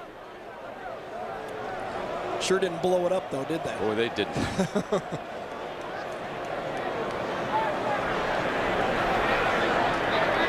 Now I'm counting on our yellow line guy on this one, okay? I want, you know, I can remember a couple of weeks ago when I said this, and I was only off a yard on that. I know. Usually you have to pass the yellow line for it to be a first down. Do you think? I don't know. I always thought if you got on I'll tell you what, it'll be at the most a half a football if he makes it. Here we go. Half Stretch a football. it out. Half a football. Yep. Maybe even less than that. Whew. Oregon made him pay the price. Inside of 5 minutes left in the third quarter. Colorado cannot waste time. They've got to strike. Oh, can you believe that Graham would drop a ball that wide open? He was running free. I think he was looking at where he was headed for the end zone. The 2 players that were suspended and were allowed to start this game have missed a field goal and dropped a potential touchdown pass. Big story in this game. The fake draw, middle, long, incomplete, and a great reach at the end as Bowman had the coverage on Brunson. If you have enough guts to go man-to-man with your corners on wide receivers in college football, you can crowd that line of scrimmage. Bowman, stride for stride, he thinks he's going to intercept it. Actually, Brunson knocks it away from him right at the end of the play. Second down. Purified, who's rushed for 24 yards. The running back here on second down. And he's hit on the handoff. Read perfectly by Kevin Mitchell, the sophomore from Orange, California. It was a finesse play, Brent. It was going to be a reverse. They were trying to bait him to come inside this way. At the end of the play, he just doesn't read it. He goes for the running back. Mitchell just makes the tackle before the reverse guy right here can get the ball. Mitchell's been all over the football field. He's also stepping in as the long snapper on punts today because the regular long snapper came up with an injury. He has never been the long snapper on punts before, but he's a good athlete doing the job. Here's Pesavento, drew time, goes to coverage, and it's intercepted. Smith's second of the game. Smith with his second interception of the game. The senior from Rancho Palos Verdes picks off Pesavento again. Really don't know what Colorado is trying to do here. 2-man route, third and very long. The safety's back in the middle of the field. When you only have 2 guys out and you have a safety standing there, 4 guys covering 2, you're most of the time going to get this ball picked off. Both interceptions are very costly. Both came on third down. Timeout. Harrington leading Colorado 28-7. The story has been the Duck defense. They've limited Colorado to 69 rushing yards. Got them in a passing mode with that score. Now they've been held to 208 yards of offense. And Harrington back on the field, goes to work on the clock now with Smith. The ball carrier on first down. Johnson making the stop. Colorado must have the ball back quickly as Oregon begins to bring it down, and Craig Oaks, who gave up his starting job because of an injury to Pesavento, starts to warm up on the far side, and perhaps we will see him as Pesavento takes a seat, trailing 28-7. Pesavento with those 2 interceptions, winding up his career at Colorado on a down note for the young man, who's a fine young man who hung in there even though he lost his starting job. He's the very epitome of never give up, but things not going his way today. Harrington snaps it off to Oury again. Oury is surrounded at the 25-yard line, and Michael Lewis making another stop. Remind you that coming up next on our triple header, BCS will take you down to the Big Easy, to the Nokia Sugar Bowl. Illinois, winners of the Big Ten, will take on LSU, champions of the SEC. We've had about half the field in the BCS this year. Came into the season unranked. 2 of those teams, Illinois and LSU, will meet tonight in the Nokia Sugar Bowl. Here in the Tostitos Fiesta Bowl, Colorado came out of nowhere to win the Big 12. Oregon, though, was one of the favorites all along for the Pac-10. Their only loss this year at the hands of Stanford. As Harrington on a quick pop over the middle of the tight end, and he is out to the 38-yard line for a first down. Justin Peel, the senior from Dublin, California. Love the way Harrington delivers this ball. He just doesn't lay it out there. He rockets this ball. He knows he's got a hot. As he backs out, he just gives it to his tight end. Another first down. Doesn't throw it off balance. Fires it right at those numbers. Harrington receives more punishment when he plays the piano than he has today against this defense. They're blitzing. They're just one step ahead. Blitz them, hot. You got to cover them. You got to move up and cover them. Colorado's playing 10 yards off. First down. Here's the toss now. Smith runs for the corner, and there is Lewis. He has been a standout, even though Colorado trails at 28-7. And aerial coverage of today's game is provided by Tostitos. A sellout crowd, an early sellout. About the second day after tickets went on sale. Oregon even sent down for more tickets, and a lot of Colorado fans have made their way down from the Denver area. So far they have not had a lot to cheer for. They trail it 28-7. We're coming down to the final minute of the third quarter. Harrington and the Ducks have dominated both sides of the line of scrimmage here today. They bring the end around. Willis to the 45-yard line, and it'll be third down and about, make it 3 or 4 now coming up. Nice block by Ontario Smith. Just outside of your picture here is going to come out and get the last man on the line of scrimmage. Does a nice job here getting Massini right there. Number 2. Oh, boom. Perfect. That springs it for the yardage. Positive yards instead of negative yards. Well coached, doing his job. The injured player being tended to. Colorado Buffalo down. Gary, as we think about the game itself and the entire of the time, we're going to put 8 or 9, and then we're going to maintain those gaps. We don't want the cutback runs that Colorado had against Nebraska and Texas. We're going to change the front from time to time. It was a very open game plan, nothing secretive. Here's Harrington. He's got another one for a first down at midfield. Joey Harrington put it into the hands of Parker. So when you go back to the matchup of the defensive coordinator, Aliotti, against Watson, the offensive coordinator, it has been lopsided here today. Nick Aliotti has had Watson's number as far as programming the defense is concerned. Look at this space. You got to crowd the line of scrimmage. It's 3rd and 5. You can't give him that easy throw. He'll pick you apart all day like he has. We've come to the end of the third. Oregon, 1 quarter away for arguing for at least half a national championship. Back after this message and a word from our ABC stations. For the quarterback all season long. Command of the game, knowing what he wants to do, and having the ability to wait and take the big play when it gets there. That's the key. He's thrown for 311 yards, 3 touchdowns, facing a 1st and 10 as we start the 4th quarter. And breaking free again this time, it is Smith Remember earlier, it was Morris for 49 yards on that play in which he rolled over a prone defender and then dashed the rest of the way for the touchdown in the third quarter. Brent, when you talk to your friends, those odds makers my friends, and stuff, yes, okay? they are my friends. What were the odds that Oregon would outrush Colorado in this football game? Did you get that one? Off the board, my friends.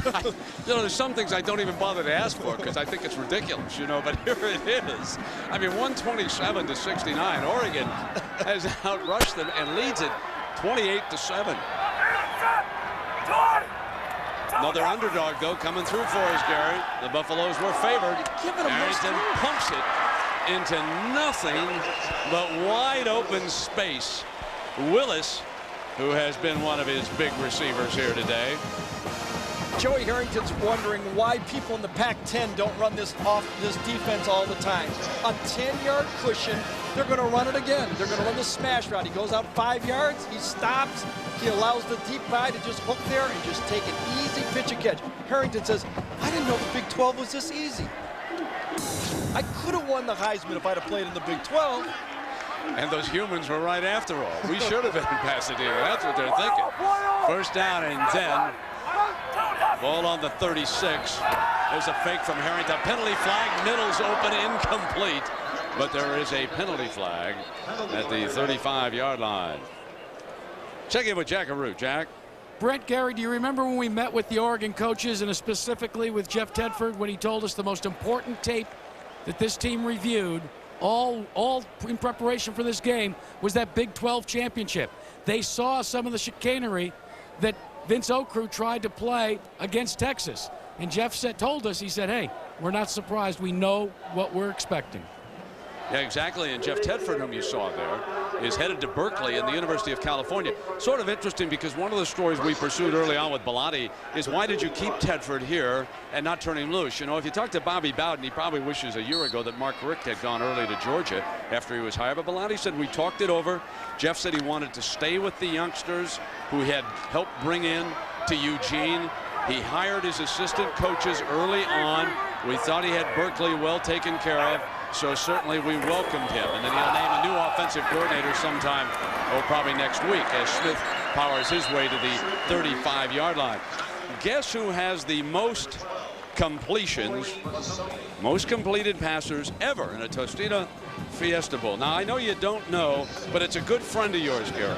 So I know you're going to be able to guess it for me. 1985. Bernie Kosar. There you are, Yeah, Miami against UCLA. I knew you'd get it. He had to play in the game against Boston College and then come right out here after. Came right here. Remember that? Oh, yeah. They played in that game. So 31 is the number, and Harrington's sitting on a 25 right now with 13 minutes to go. He said, all right, Mr. Kosar, one closer at the 30-yard line with that completion to Jason Willis again. So we've talked about Dan Fouts, and Monday night he'll be there for the season finale of Monday Night Football along with Al and Dennis.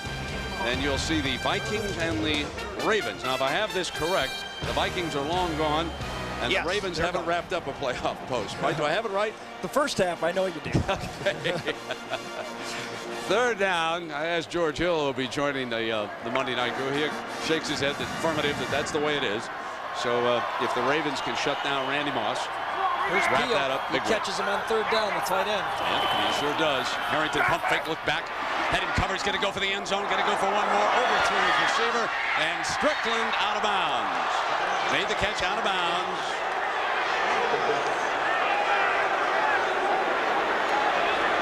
So fourth down coming up for the Ducks here with 12 minutes to go.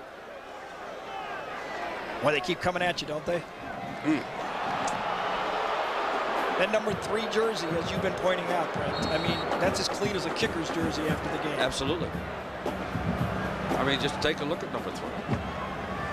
He'll put it down right. That's as dirty as he's been all day. He can put put the it one knee down he can for frame Siegel. it right after this game. He can just put it in a frame. 47-yarder. Slips it through just like that. So his long 46, he's got a new one at 47, and it's 31-7. Timeout. The Another sellout crowd here at the Tostitos Fiesta Bowl. 74,118 and 16. The last 17 Tostitos Fiesta Bowl games have been complete sellouts. One of the great settings during the bowl season. This, of course, hosting the BCS game. Next year, the championship game of the BCS will be played. Colorado being upset 31-7. Hollowell being sealed in the corner. Coming out from the 10. Looking daylight, slips him down at the 20-yard line. Well, let's remind you about the job. A new year and a new season, but still the same bad attitude. Dennis Leary back at the job starting Wednesday, January 16th at 9:30, 8:30 Central right here on ABC. And what a job this defensive unit of Oregon has done against Colorado. And Craig Oaks checks in at quarterback. The sophomore from Boulder replaces Pesavento. They drop him back in the shotgun. High, intercepted on his first pass, and he's done it again. Steve Smith, 3 interceptions on the day. He will be the defensive player of the game as he picks off Craig Oaks, throwing his first pass of the game. And Harrington and the Ducks are in business again. Crossing route.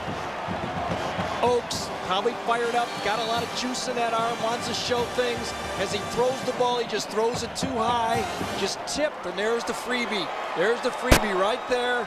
Smith gets his third one, and that was just a ball poorly thrown, and Colorado pays the price. Marcus Houston, number 21, had checked in for the first time, and it was off his hand, the running back for Colorado. So now Morris inside the 25-yard line. Remember now, both Morris and Smith have scored touchdowns. Morris rushing, and he's gained 88 yards on the ground. He's the leading rusher. But Smith took that shovel pass from Joey Harrington, one of the 3 touchdown passes that Harrington has thrown here today in this game. So coming down toward the 11-20 mark, leading at 31-7 with a 2nd down and 9. I keep throwing the ball if I'm Oregon. I put points on the board, points on the board. I want everybody to see how many we scored against Colorado if I'm Oregon. Throw it. And here comes Harrington moving hard. Left, fires back complete. It'll be 1st and goal at the 5-yard line. And it took 5 black shirts to bring Justin Peele down that time. And Oregon going to make a statement now. 19 more yards, and this is a team that wanted to be in Pasadena. What a system. Half roll, throwback. Get the linebackers moving and gun it. You see he doesn't lay it up. He just guns it right there. Big body in front of a small body. What a nice system. What a magnificent quarterback Joey Harrington is. They close the deal here, and they'll be cheering hard for Nebraska. Because rest assured, the media will anoint Oregon the winner of the Associated Press poll with what they're doing here today. Colorado with 7 points. Remember, they scored 62 on Nebraska. Peele goes back to that fullback spot, and they'll run, and Morris tackled at the 4-yard line that time. A nice tackle by Dabdoob. He's a freshman from the state of Louisiana. Going to be a good football player up in Boulder.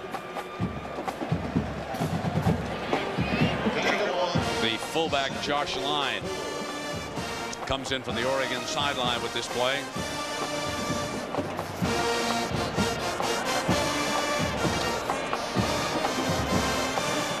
Second down and goal for Harrington. He's got his fullback in there.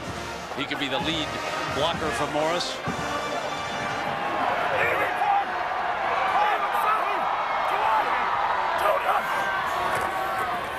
Gonna throw. Harrington in trouble. Outrunning Johnson. Fires. Touchdown! Justin Peele, the 4th touchdown pass of the game for Joey Harrington. And what a merry tune he's playing here today against Colorado.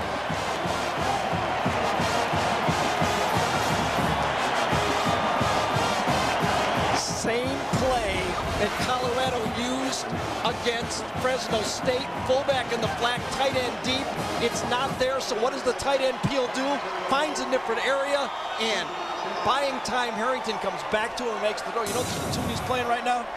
Houston Texans, Houston Texans. There's the extra point. being added. Harrington saluting the crowd during each home game. 50 friends and relatives chartered a bus and drove from Portland. They were there to see Joey Harrington, and are they ever enjoying this? Timeout.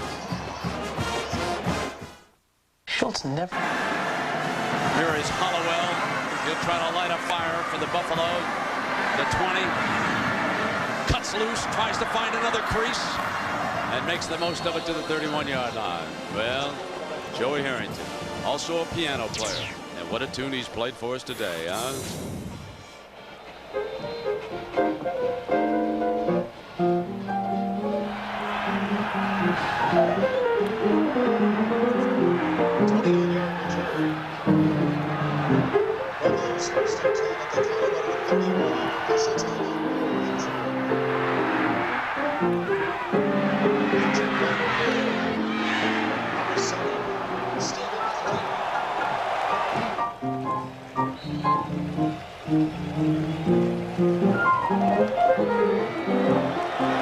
Good stuff.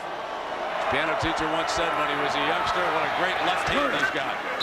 Well, man, his right hand's not bad here either today. Let me tell you, 9:20 to go, and Joey Harrington, who saw his likeness on a New York skyscraper to the cost of $250,000, and those backers knew what they were bragging about. This young man is as good as it gets in college football. I think he earned it back. Didn't he get into a $13 million bowl game? I think that's a good investment. Absolutely.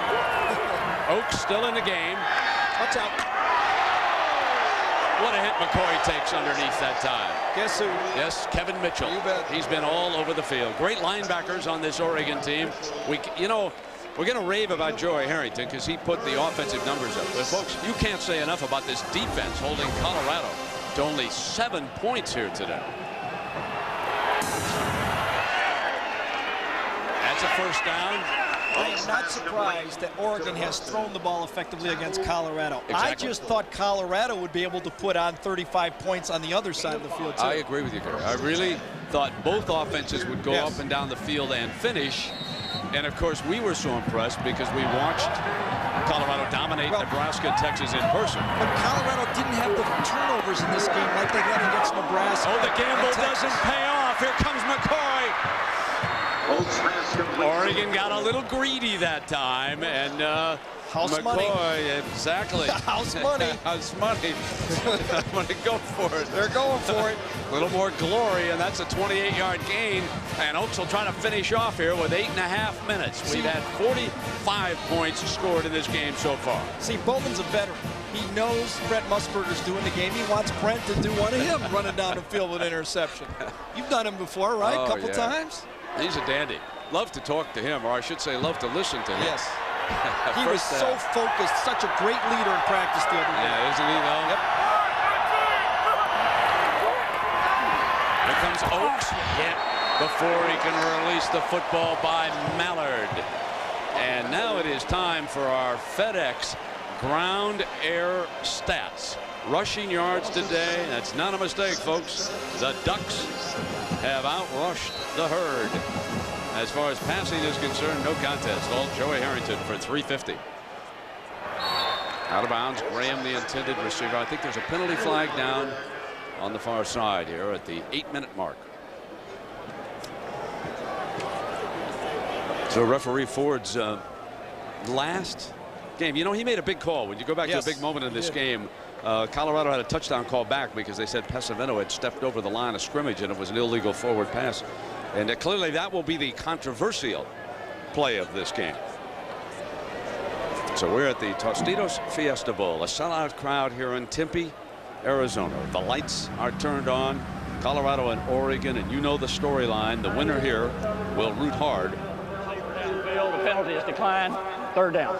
The winner here will root hard for Nebraska to upset Miami in the Rose Bowl when they play for the BCS championship. Then they can hope the media would crown them at least co-national champions along with Nebraska.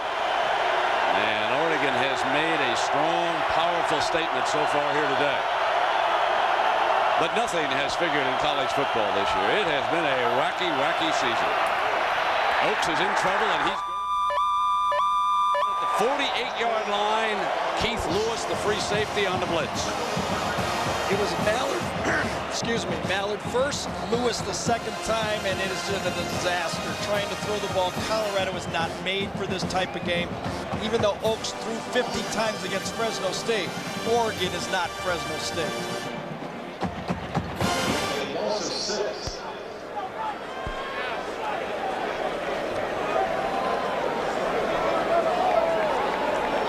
Third down and 25, and of course, right after our game, the Nokia Sugar Bowl, Illinois and LSU. Coming your way. After the play was over, unsportsmanlike conduct against the defense, a 15-yard penalty will bring up fourth down. It must have been a celebration after the sack by Lewis there, as he pranced out after the sack. Officials obviously thought Mark Gastineau was back on the field. Inside line for you NFL fans out there. I'm sure that's way back. Talking about how old is that guy? Well, 1st and 10 this quarter is brought to you by Monster.com.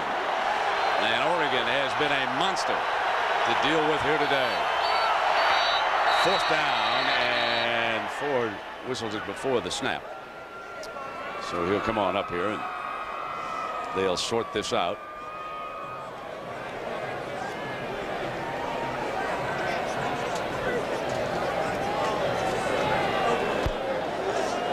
Well, we talked about what both teams had to do, and I think have it, keep it turned out to be the biggest.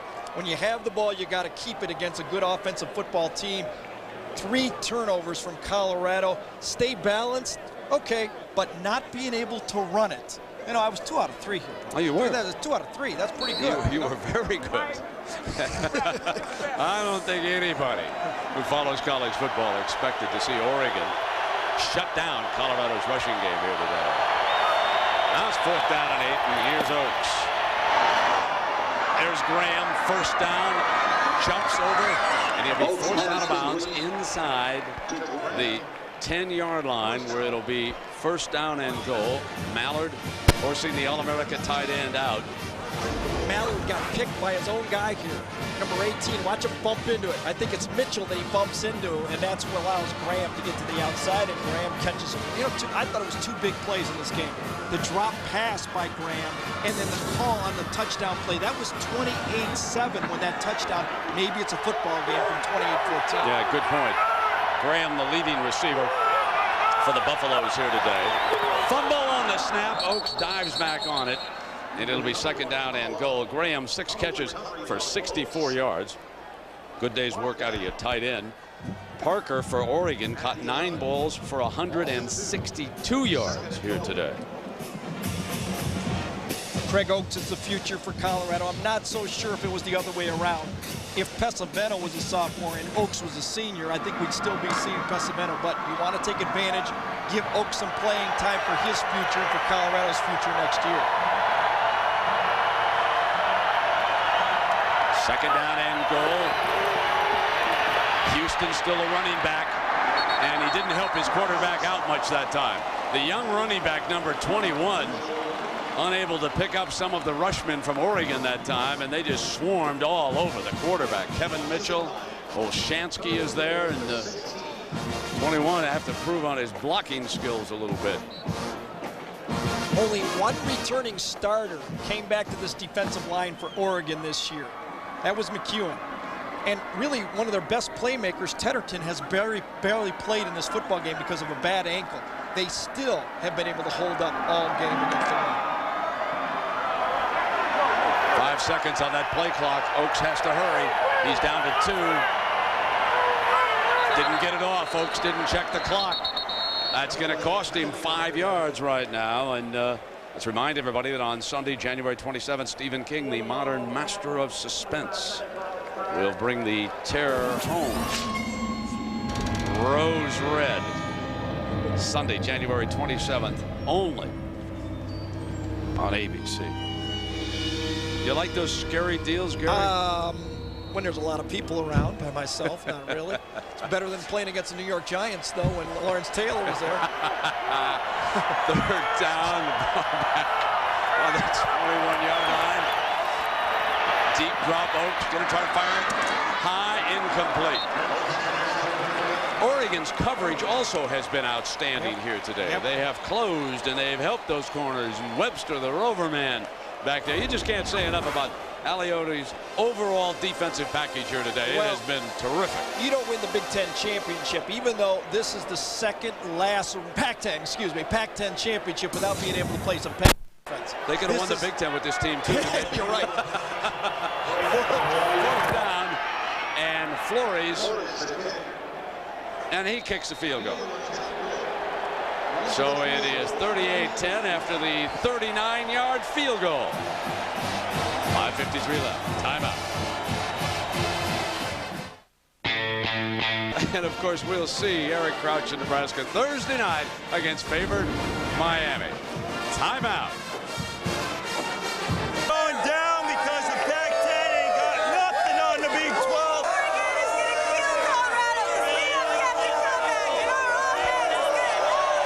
This tailgate party at the Ramstein Air Force Base in Germany, brought to you by Tostitos. Good mug of that German beer and some of those Tostitos scoops. Tastes real good. Along about now, 5:47 to go. Pat Brome and Oregon expecting perhaps an onside kick here at the 5:47. Not to be. For Oregon. It'll be fielded at the 13-yard line by Amundsen. And Amundsen down about the 19-yard line. Now it is time for the Ford Tough play of the game. And folks, here is Morris on this 49-yard touchdown run. Appears to be down about the 22-yard line. He'll roll over a defender. His knees will not touch the ground. He dashes in. And folks, the 49 yards right now equals the entire rushing output for Colorado after the sacks are taken off. That's right, officially, Colorado has been held to 49 yards, and that's what Morris had on the Ford Tough play of the game. Well, I've heard people predict that Colorado was going to score 50. They didn't even rush for 50 in this game. Smith the runner this time, and he makes it to the 32-yard line. And Fluellen, fine young defensive tackle, makes the stop. Let's check in with Jackaroo. Jack? Well, guys, Joey Harrington is not the first Harrington to play quarterback at Oregon. They still toss the ball around now and again. It was Joey's dad, John, that quarterbacked the Ducks back in the 60s. And if it's anything the way my father talks, he'll probably insist that Joey is a cheap imitation. Yeah, and on the day he was born, Jack, a letter of intent arrived for John. And so Joey had that in his crib. He was a Duck from the day he was born. And grew up in Portland, Oregon. Just as fine a young man as you'd ever want to be around. 4:47 to go now, and Joey Harrington and the Ducks making an argument for at least the Associated Press crown as Lyon runs it straight ahead to the 36-yard line. Bellotti and the Ducks now working on the clock, trying to bring it down as quickly as they can. Well, should Nebraska knock off Miami? I think a split title would be fair. I think it would be fair. I think Oregon taking half of it, Nebraska taking half of it. I think that'd be fair for everyone. No quarrel here. This is a good-looking football team. Yes, it is. Yes, it is. You know, Mr. Jackson fellow who's going to be doing the Rose Bowl, he keeps us out of that time zone, you know. So this is a pleasure for us to see Joey Harrington of the Ducks here. First down and 10. 4:16. Yeah, Tim Brandt. Keith Jackson will be bringing you the Rose Bowl presented by AT&T. And coming up next, we've got the Nokia Sugar Bowl down there in New Orleans, the Big Easy, Illinois and LSU. Gary, what's your thoughts about Illinois and LSU? Kirk Kittner's one of the 3 best quarterbacks in college football. We've seen what a good quarterback can do. This type of game plan, he gets hot, anything can happen. So we'll take a break. Oregon headed for a win in the Tostitos Fiesta Bowl. Timeout. The hands of Stanford, and 2 punts were blocked by Stanford in that game. And it brings up a story that we're going to relate as we show you that videotape. And this is whistle before the snap. The up back for Oregon was a backup quarterback, number 10. And on the first one, he doesn't get his man. But Bellotti is told that a guard missed the block. So they leave the young man in. and the quarterback gets overpowered again. And Stanford blocks the second punt. So after that, the special teams coach, Robin Ross, changed the up back, and he has done an outstanding job here today because Bellotti was really concerned about his special teams coming into this game. So it's just amazing when you go back in sport and plays happen for Colorado. The little things, the little things that go on that you learn about later. Second down and 13 now. And Joey Harrington, whenever you walk up and interview him and talk to him, it's the smile that captivates you. And I said, Joey, how come you're so optimistic? What's that all about? I honestly just have fun. You know, when you start getting real negative and you start getting down on yourself, that's when the game's not fun anymore. I play the game because I enjoy it, because I enjoy the interaction with my teammates, and I love being out there in front of all the people. It's just a fun game to play. It's infectious, folks. Yep. Modest, great arm, understands the offense, team player, great leader, come back in the fourth quarter. I hate to say it. I mean, this is the type of guy you build a franchise around in the National Football League. Exactly. And Gary, if we go back now, and this will be the 4th year for the BCS championship to be played. First one was here. That was back in '99. Tennessee of the SEC. Then it was Florida State of the ACC. And a year ago, of course, in the Orange Bowl, the FedEx Orange Bowl, Oklahoma of the Big 12. Now, Nebraska, of course, could come along, or if Miami takes care of business and they're favored, then the Big East. It'll be 4 different conferences in 4 years with BCS championships. And Ontario Smith, you know, here's a young man you got to feel good for too. Smith had a little problem with marijuana down in Tennessee and transferred up here to Oregon, and he's made himself into a solid citizen up there, and you got to be happy for the young man, as you are for all of the players here on the Oregon Ducks here this evening. They've lost only 1 game, and they're going to make a statement. And should Nebraska win, you can look for the Associated Press media folks to vote Oregon #1, because remember, the AP had them #2 behind Miami. It's the computers that like Nebraska a little bit better. Doing everything right. Look at this punt. Hollowell driven back to the 15-yard line, almost like a little decoy. And he is down at about the 18-yard line off the Arroyo punt, and that was Mallard downfield making the special teams stop. Well, we've got some folks we want to thank, and what a great year this has been for Gary, Jack, and me. One underdog after another. The executive producer of ABC Sports is Howard Katz. Howard, Happy New Year. And, of course, to our coordinating producer of ABC's College Football, our producer today down on the truck, Bob Goodrich, who's working along our fine director, Larry Camp. It is complete. Just short of that 40-yard line. The technical director, Monty Poling. Associate producer and a new papa, Mitch Green. Happy New Year to the Greens. Our associate director, Brian Fay, did an outstanding job all year. Our director of production, Bob Toms. Our production assistants, Kurt Thomas and Tim McDermott. The computer stats man, Anthony Holman, as Oaks throws low this time. Technical manager, Mark Towie. Our production manager, Christy Bravi. Our senior audio man, Wendell Stevens, and we'll see him when we move into ACC basketball. Over here on stats, George Hill, spotter Brian Mobilson, and our stage manager did a fine job today, Chris Blankenship. Thanks to one and all, and Happy New Year to the families of all our cameramen and crew. What a year we have enjoyed covering college football as Oregon closes in on a Tostitos Fiesta Bowl triumph here.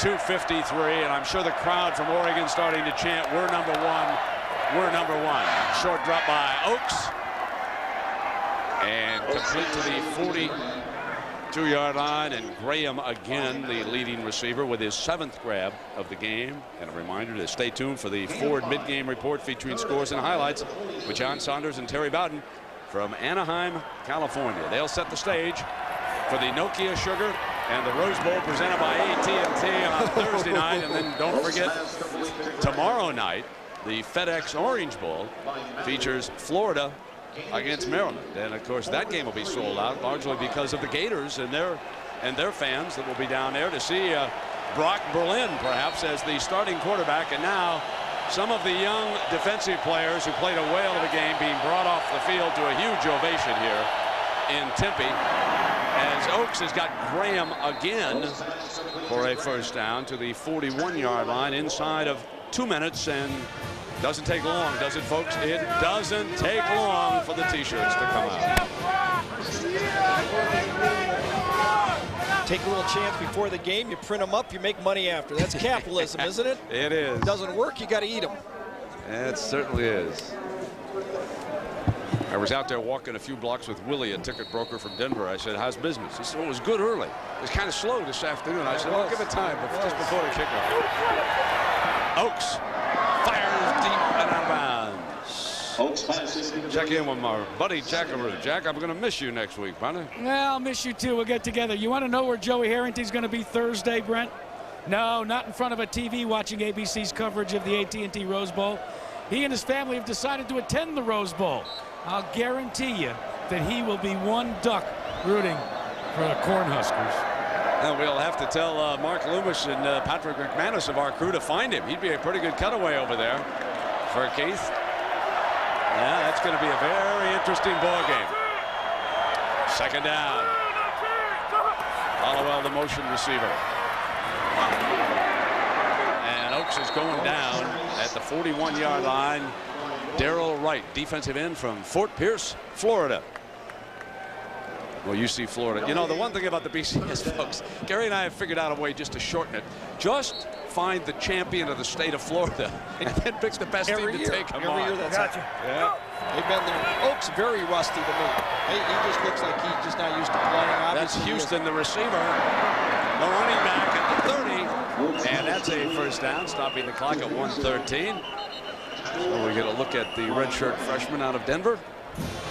And it has been a long, tough afternoon for Barnett and his staff. This is not what they expected. Being held to 10 points here today. And I don't think any excuses either. He said his team was ready. He said they had great practices, very focused. They've never been around a team as focused as this one. Just got flat out beat. Now, I think the Oregon coaches, incomplete. If I had to give a special game ball, obviously you've got Joey Harrington, Smith with his 3 interceptions, but I'd give a special game ball to the coaching staff at Oregon. I think this is about as well prepared as I've ever seen a team meeting a team that is on an enormous high. I think Bellotti and his entire coaching staff really had the answers. I mean, they really shut that offensive line down here today with that gap control defense of Alioti's. And Colorado was never able to respond. They didn't counter back off that. So coaching is so huge in any level of football. That's why these guys demand millions of dollars. Second down and 10.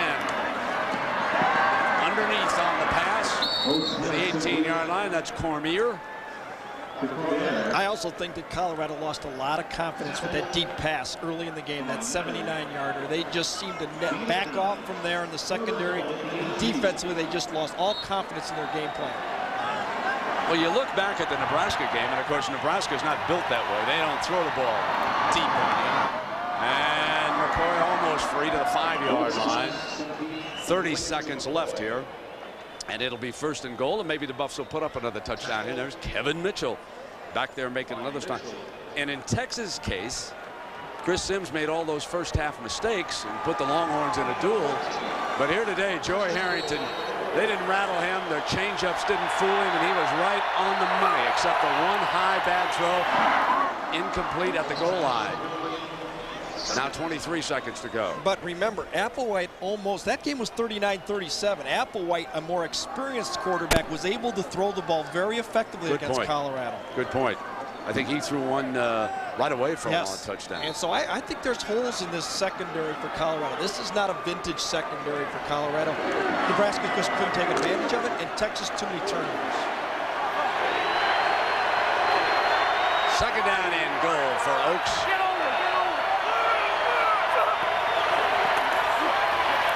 Got a man, touchdown, and it was easy. A mistake on Graham, and he was running free. Yeah, that's 15 yards. Absolutely, Daniel Graham. You're getting beat 38-16, and you're going to dunk the ball.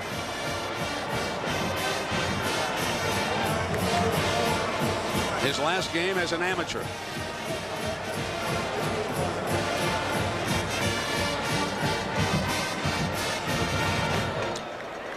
So they'll bring the try back because of the celebration. Bellatti's got the victor's t-shirt out. Final 18 seconds, thanking some of his fellows, especially the seniors. In a fine senior class. Nano exudes class. He's always a pleasure to be around.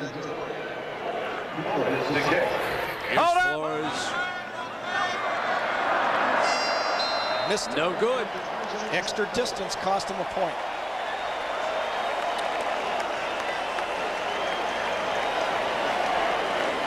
Daniel Graham's a wonderful football player. He's going to be a tremendous NFL player.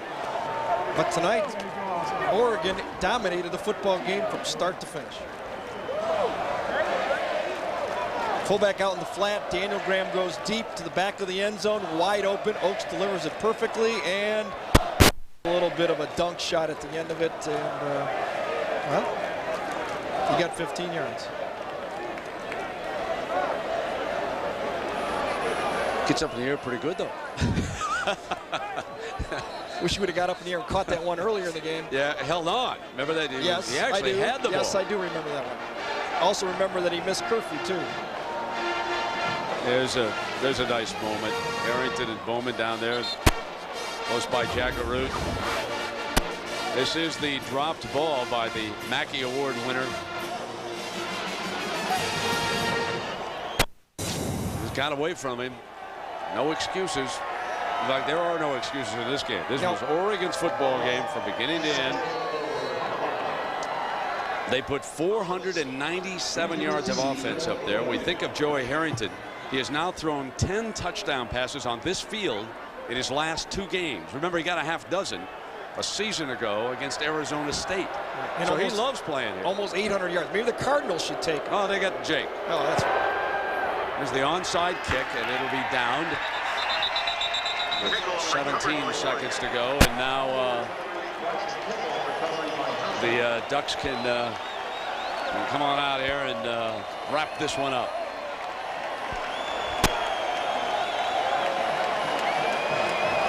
I'm going to let the backup quarterback go in there and take the knee.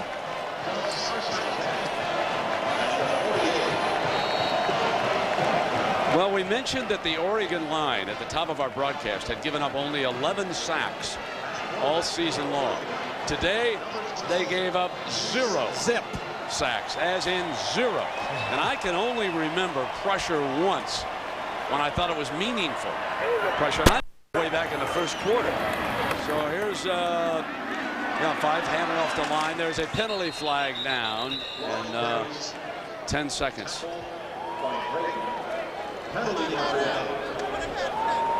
There's a big hug by the coach. Yeah, yeah, you bet.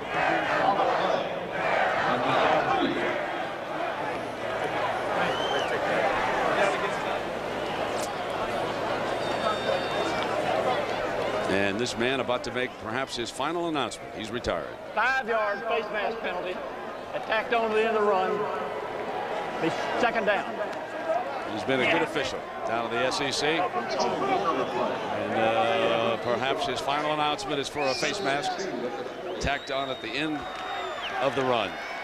You don't have to snap it. And here comes the end of the game right now.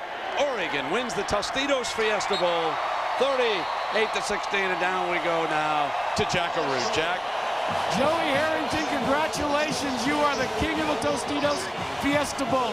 Now, what sort of a statement does this make for the national championship? That's not up to me. It's up to everybody watching the game. We played our hearts out today, and we played against the hottest team in the country.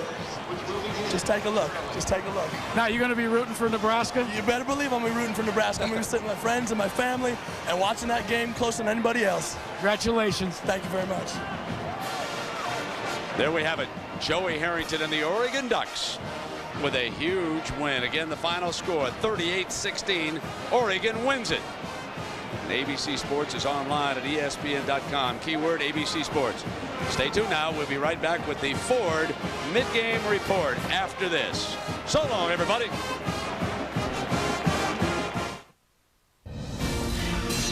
From 36-37, 38 in their last 3 games. And Oregon won the game in the trenches, shut down Colorado's running game, and didn't allow a sack on Joey Harrington. All right, stick around, come back, get you ready for the No Kiss Sugar Bowl in a moment.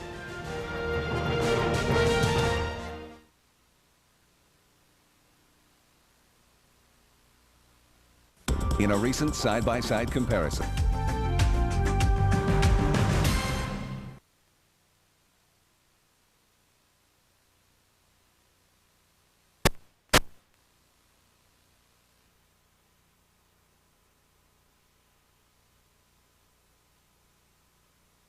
Scoring defense. Miami, for example, #1 in the country in scoring defense, giving up under 14 points. Colorado giving up 23 points, 43rd in the nation in scoring defense. Oregon making a huge statement because they, of course, are hoping that Nebraska now wins on Thursday night in the Rose Bowl presented by AT&T, and then they would get voted, they think, and likely it would happen. You know the writers want this to happen right now, and that's what we're looking at Thursday. That's exactly right. If Nebraska beats Miami, you know what they're going to say? They just crushed the team that beat Nebraska. Yeah, that's the point as well. They crushed Nebraska as the Cornhuskers did get 36 points in the game, but came up well short. So we will see you again at halftime. Coming up now is the No Kiss Sugar Bowl. The surprise for both teams. LSU taking on Illinois. Again, we'll see you at halftime. This has been the Ford Mid-Game Report.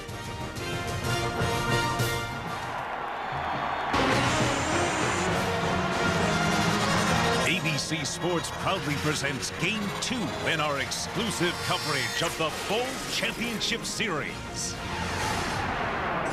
The Superdome, just 80 miles from Baton Rouge. Still, it's the road untraveled for Louisiana State of late. It's taken 15 long years for LSU to make this special Southeastern sojourn. Led by a no-nonsense coach, a senior quarterback named Rohan, and the nation's best receiver, LSU, champions of the West, pull the title game shocker. LSU is the 2001 SEC champions. Illinois football is rich in tradition. The Galloping Ghosts and but tradition has taken a vacation of late. It's been 18 years since the last outright Big Ten title, and 4 seasons ago, the school's worst ever. 11 games, 11 losses. But the next year, Ron Turner brought in quarterback Kurt Kittner. Now he teams with Brandon Lloyd for the Big Ten's best pass-catch combo. And for the first time ever, the team from Champaign is popping its New Year's court in New Orleans.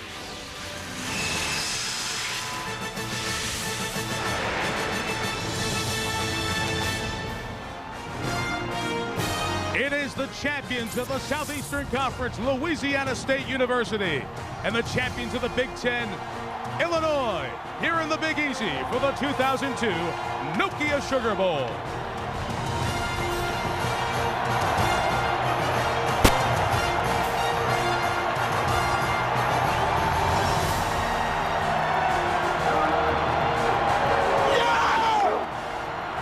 It's been road, but the drivers who are braving those conditions are driving pretty slowly tonight because that's not a wet road, that's a slick road you're looking at as the temperatures continue to drop. Steve?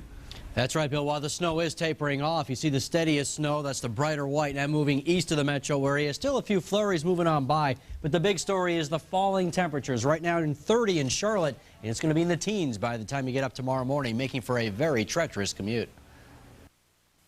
Ford's year-end savings event is in its final days. Yes, there's still time to save. And yes, it's the final days for 0% financing. Save thousands with 0% on America's best-selling trucks, F-Series and Ranger. That's 0% financing on Ford's toughest trucks, F-150 and Ranger. Yes, it's for a limited time. Yes, you'll save thousands. And yes, it all ends January 14th. It's the final days of Ford's year-end savings event at your Carolina Ford dealer. Hi. You don't have to settle for processed chicken strips. Do yourself a flavor and try Bojangles Chicken Supremes. They're whole breast tenderloin fillets full of Bojangles' world-famous flavor. People everywhere are getting the message. Great year-end values and amazing selection. Your opportunities here. Toyotathon 02. Take Highlander, the SUV with the car-like ride. With sleek styling and a spacious interior, the Highlander is everything you want in an SUV.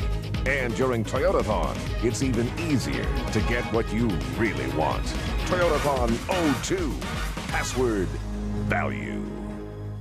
Shop Rhodes Furniture for no interest and no monthly payment till June of 2003. Always better, always Rhodes.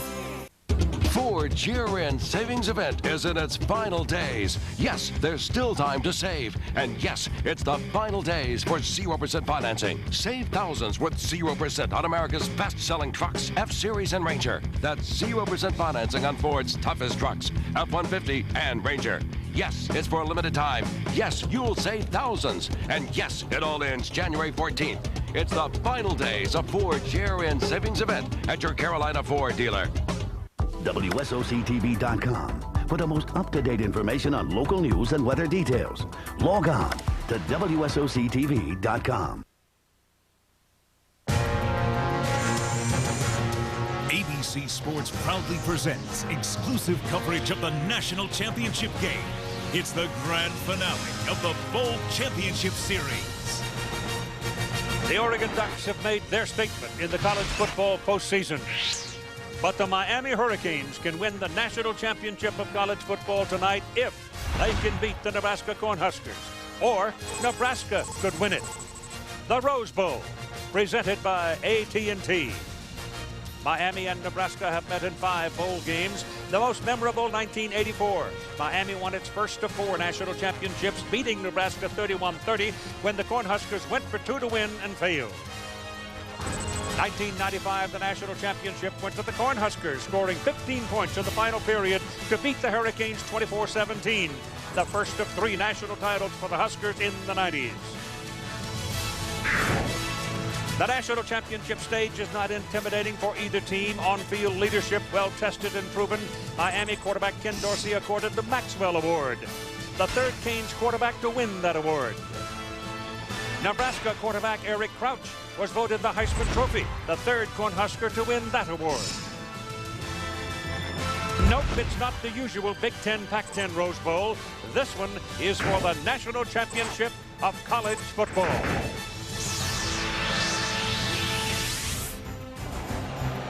The sunset is the same. The San Gabriel Mountains still ring the Rose Bowl in the city of Pasadena. The Chardonnay and the Cabernet have flowed. Music and laughter has been plentiful. But there are differences in this Rose Bowl game. It is the end of the first cycle of the Bowl Championship Series, and there has been controversy about Nebraska getting the ticket to meet unbeaten Miami in this championship game. And it's a Happy New Year from Pasadena, everybody. Happy to have you with us for the Bowl Championship Series championship game. Both teams come in with something to prove. Nebraska has been picked on, they feel. People criticizing in the wake of their loss to Colorado. They are up to here with it. But, Tim Brett, the Miami Hurricanes have something to prove, and it's left over from last year. Partner, you're absolutely right. They were left out of this mix last year. They felt like they had to win every game to erase all doubt. They did that. They ran the table 11-0. They know a win tonight, and all that talk about the BCS and all that talk about a split national championship, that's a moot point. They've got speed. They've got talent. They know if they win tonight, they control all the scenarios. There'll be one and only champion, and that'll be Miami. Now, let us go to the field. John Saunders, Terry Bowden, and the Ford pregame report. Well, Keith, you're not looking at the 2 newest members of the Cornhusker marching band. It just looks that way. And, Terry, there's a bunch of storylines in this game. One involves Larry Coker, head coach of Miami, looking to become just the 2nd coach in college football history to win a national championship as a rookie. Last time that happened, 1948, Benny Oosterman at Michigan. 1948, that's the year Larry Coker was born. John, before the season began, I felt that Miami's biggest question mark was new head coach Larry Coker. Would he know how to act like a head coach, how to handle the staff, how to handle the players, how to handle the game plan? He had a million chances to mess up, but he was phenomenal. Frank Solich, on the other hand, is in his 4th season at Nebraska. But remember, Tom Osborne took 2 decades to win his first national championship. You told me earlier this week as a head coach, you don't like the month off between the end of the season and this game. But if there is one positive, you get to learn everything there is to learn about your opponent. Here's our scouting reports.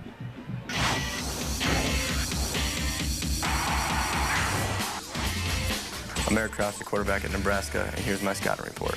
Miami has been a team that has thrived off turnovers and made a lot of points off them, so we've got to make sure that we take care of the football. Miami has a really good offense, as they've proven all year, being able to beat up a lot of teams that are ranked really high. They've got a great throwing quarterback in Dorsey, of course, and an offensive line by many that is considered to be the best offensive line in the country. Miami has a couple of weaknesses that I think we'll try to lean on a little bit. You know, they're not really too high up there against the run, and that's what we do best. We run the football.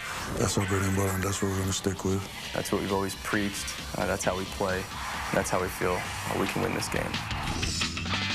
I'm Larry Coker, head football coach at the University of Miami Hurricanes, and here's my scouting report on the Nebraska Cornhuskers. Eric Crouch is a running back, linebacker, and a quarterback's body. He is I would say, the centerpiece of the offense. He's like Superman on the Nebraska team. We're going to try to keep hitting him whenever we get a chance. They got a great defense, and I think we just have to find matchups in our favor. We take our hats off to Nebraska because we know they're a good team. I feel like they're going to come with their best, and we're going to come with ours. Everyone knows Nebraska runs the ball well, and Miami struggles against the run. Time of possession will be huge. Nebraska needs to do what Nebraska does well. They must have early success running the football. If they do that, they set the tempo, and they keep Miami's offense off the field. It's the Rose Bowl presented by AT&T. There's Regis Philbin, the Grand Marshal of the 113th Tournament of Roses. And Carolyn Shue, the Rose Bowl is coming up.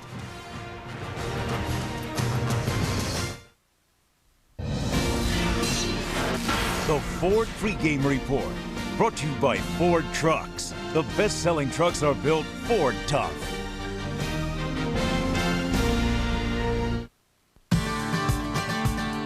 You've made us America's #1 choice in cars and trucks for 15 straight years. We've been together through thick and thin, at work and at play. Thanks, America.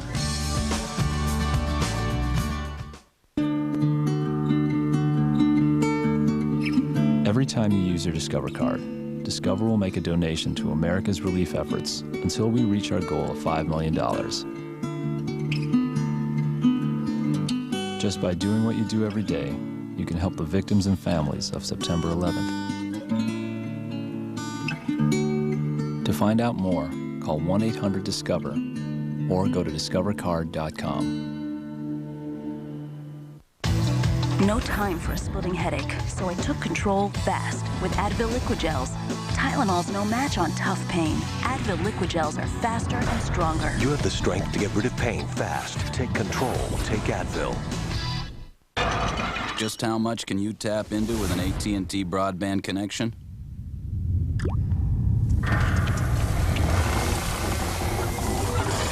Try over 100 channels of entertainment. All the phone lines a house could want. And oh yeah, internet that flows by the gallon. Hope you're thirsty.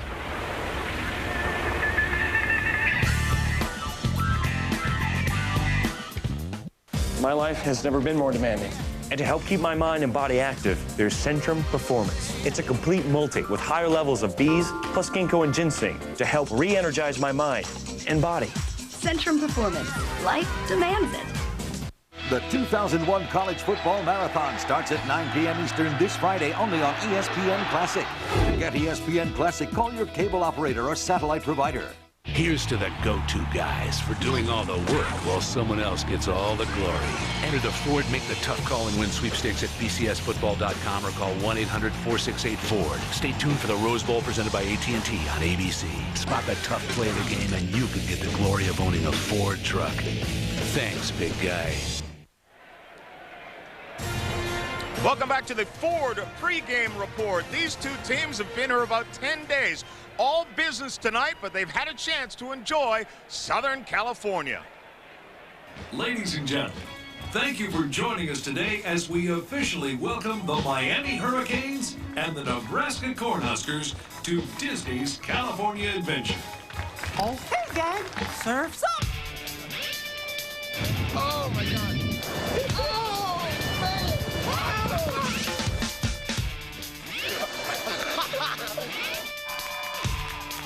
referee not making it to the hot seat? Right here. Me? No way. Which of the following college football players won the 2001 Heisman Trophy? No hell. Final answer? Heisman Trophy winner. By Hurricane. I love these guys.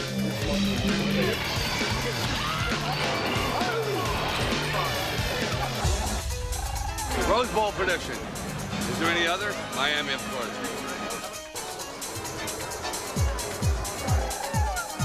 You gotta go with Miami.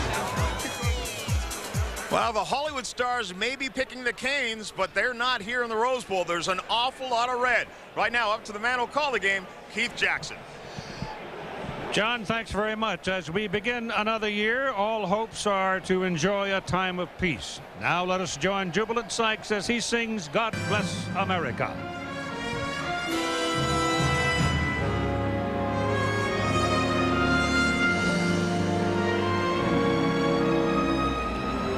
Let us all be grateful for a land so fair as we raise our voices in a solemn prayer.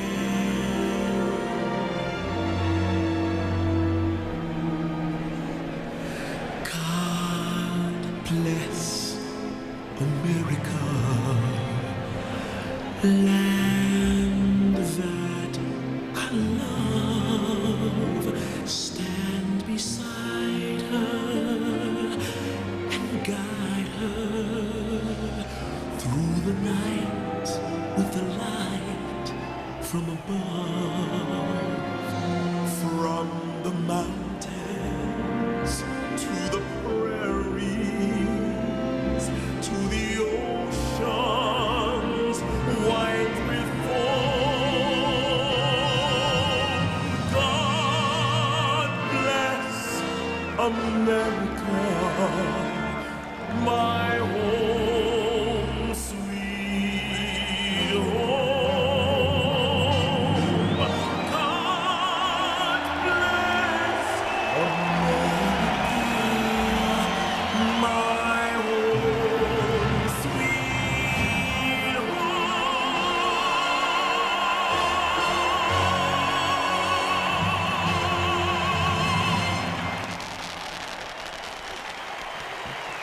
Mr. Jubilant Sykes.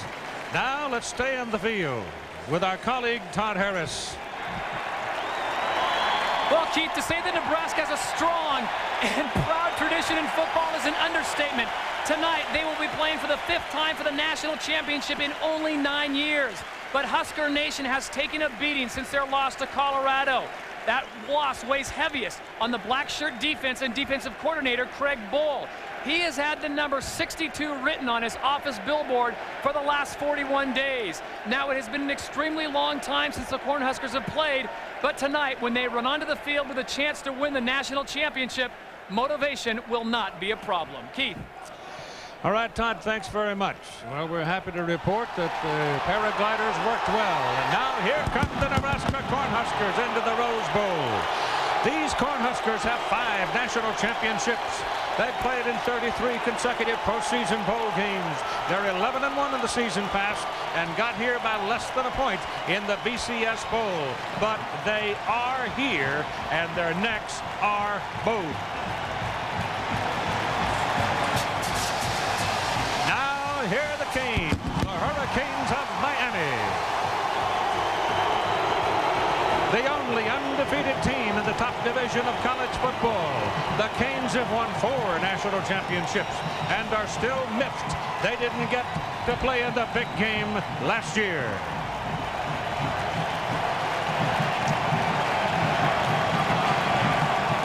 Now, let's join Lynn Swan, who joins our broadcast crew today. Swanee? Well, everyone expected Miami to be here in 2002, and we know it was their record in 2001 that got them here. Miami believes it was in September of 2000 that their journey began. 21 consecutive wins for them to get here. In that time, they only lost 2 halves of football. Now, don't be deceived by defensive backs that can get out there and steal the ball. Or guys who are so fast, I think warp speed is cruise control. What got them here was character and discipline. Now, ladies and gentlemen, to honor America, please stand and join award-winning Electra recording artist Yolanda Adams in singing our national anthem. At the conclusion of the anthem, please direct your attention to the north end of the stadium to welcome a squadron of U.S. Navy F-18 jets in the flyover to salute America and the great tradition of the Rose Bowl.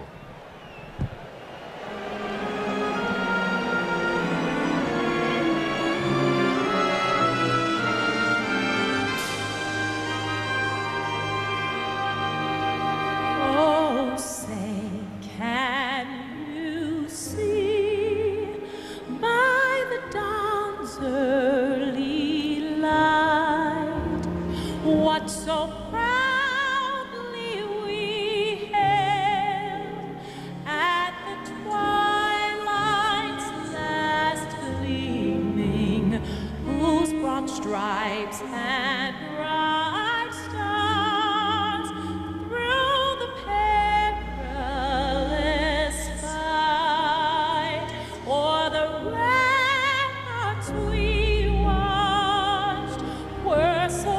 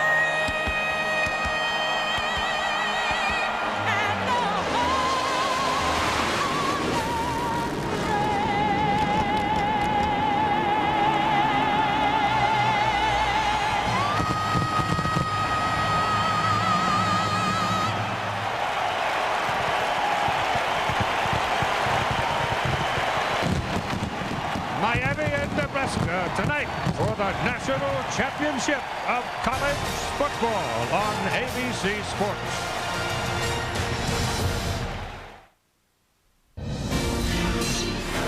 The Ford Pregame Report, brought to you by Ford Trucks. The best-selling trucks are built Ford tough.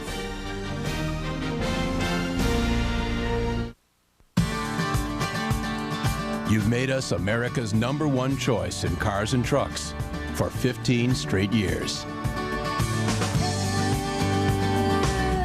We've been together through thick and thin, at work and at play. Thanks, America. If you buy one DVD this year, December 7th, 1941. buy Pearl Harbor. The movie critics hail as a DVD you must own. Pearl Harbor. Own it today on DVD. Is your dandruff sending the wrong signals? Go! No. Get Selsun Power. Doctors recommend Selsun Blue. Man, that dude's awesome. Get Selsun Power. Call now and you can own a copy of the official Rose Bowl game program from today's game. It's the same one sold at the game, and it makes a terrific souvenir. The Sugar, Fiesta, and Orange Bowl programs are also available. Call 1-800-769-8843 now. Ladies and gentlemen, please note the center of the field. The team captains, the game officials from the Atlantic Coast Conference, joined by Grand Marshal Regis Philbin and the president of the Tournament of Roses, Mr. Ron Oakham, for the flip of the coin. Regis will do the flipping. Here is game referee Courtney Mosey. Watch out, watch out, watch out.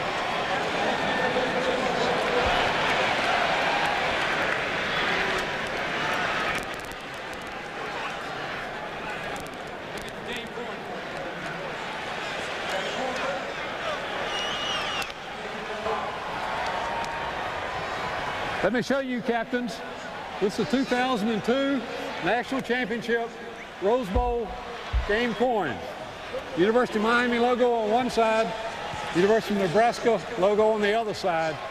We're going to ask Regis to flip the coin. Whichever logo comes up will win the toss, okay? Regis, coin. You'll flip it, we'll let it hit the ground. Nebraska wins the toss. You want to defer? Nebraska wins the toss. They will defer to the second half. With the ball. Which end you want to kick from? All right, turn your back this way, please. We'll go this way, man. Miami, we'll receive. Shake hands, man. Have a good ball game.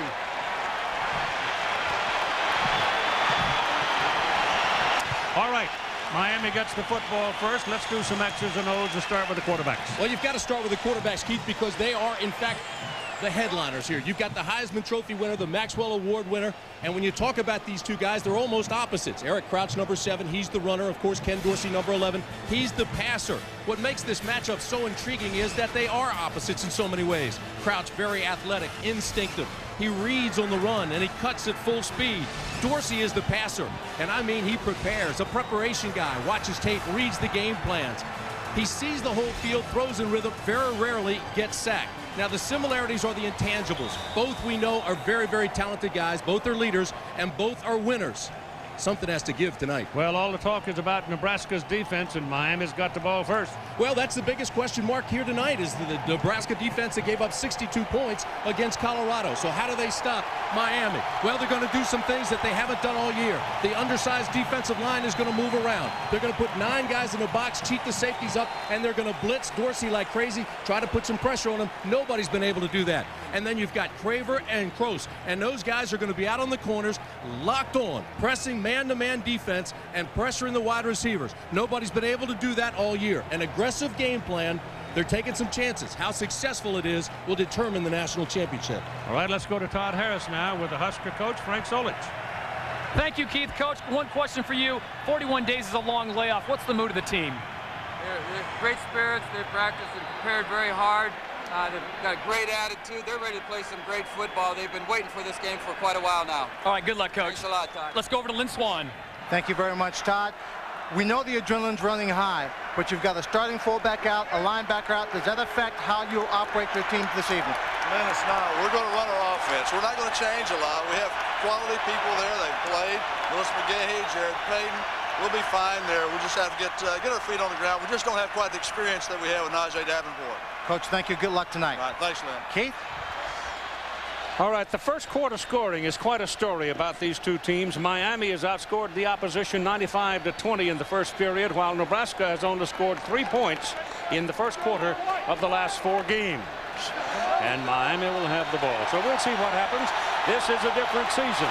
This one is for the National Championship of College Football. Josh Brown will kick it off. Andre Johnson and Frank Gore are waiting for it. Johnson is number 5. Gore is number 32 for Miami. The game is on. 2 yards deep in the end zone. Johnson looking for the outside. Taken down at the 6-yard line on a diving tackle. The Huskers cover it well.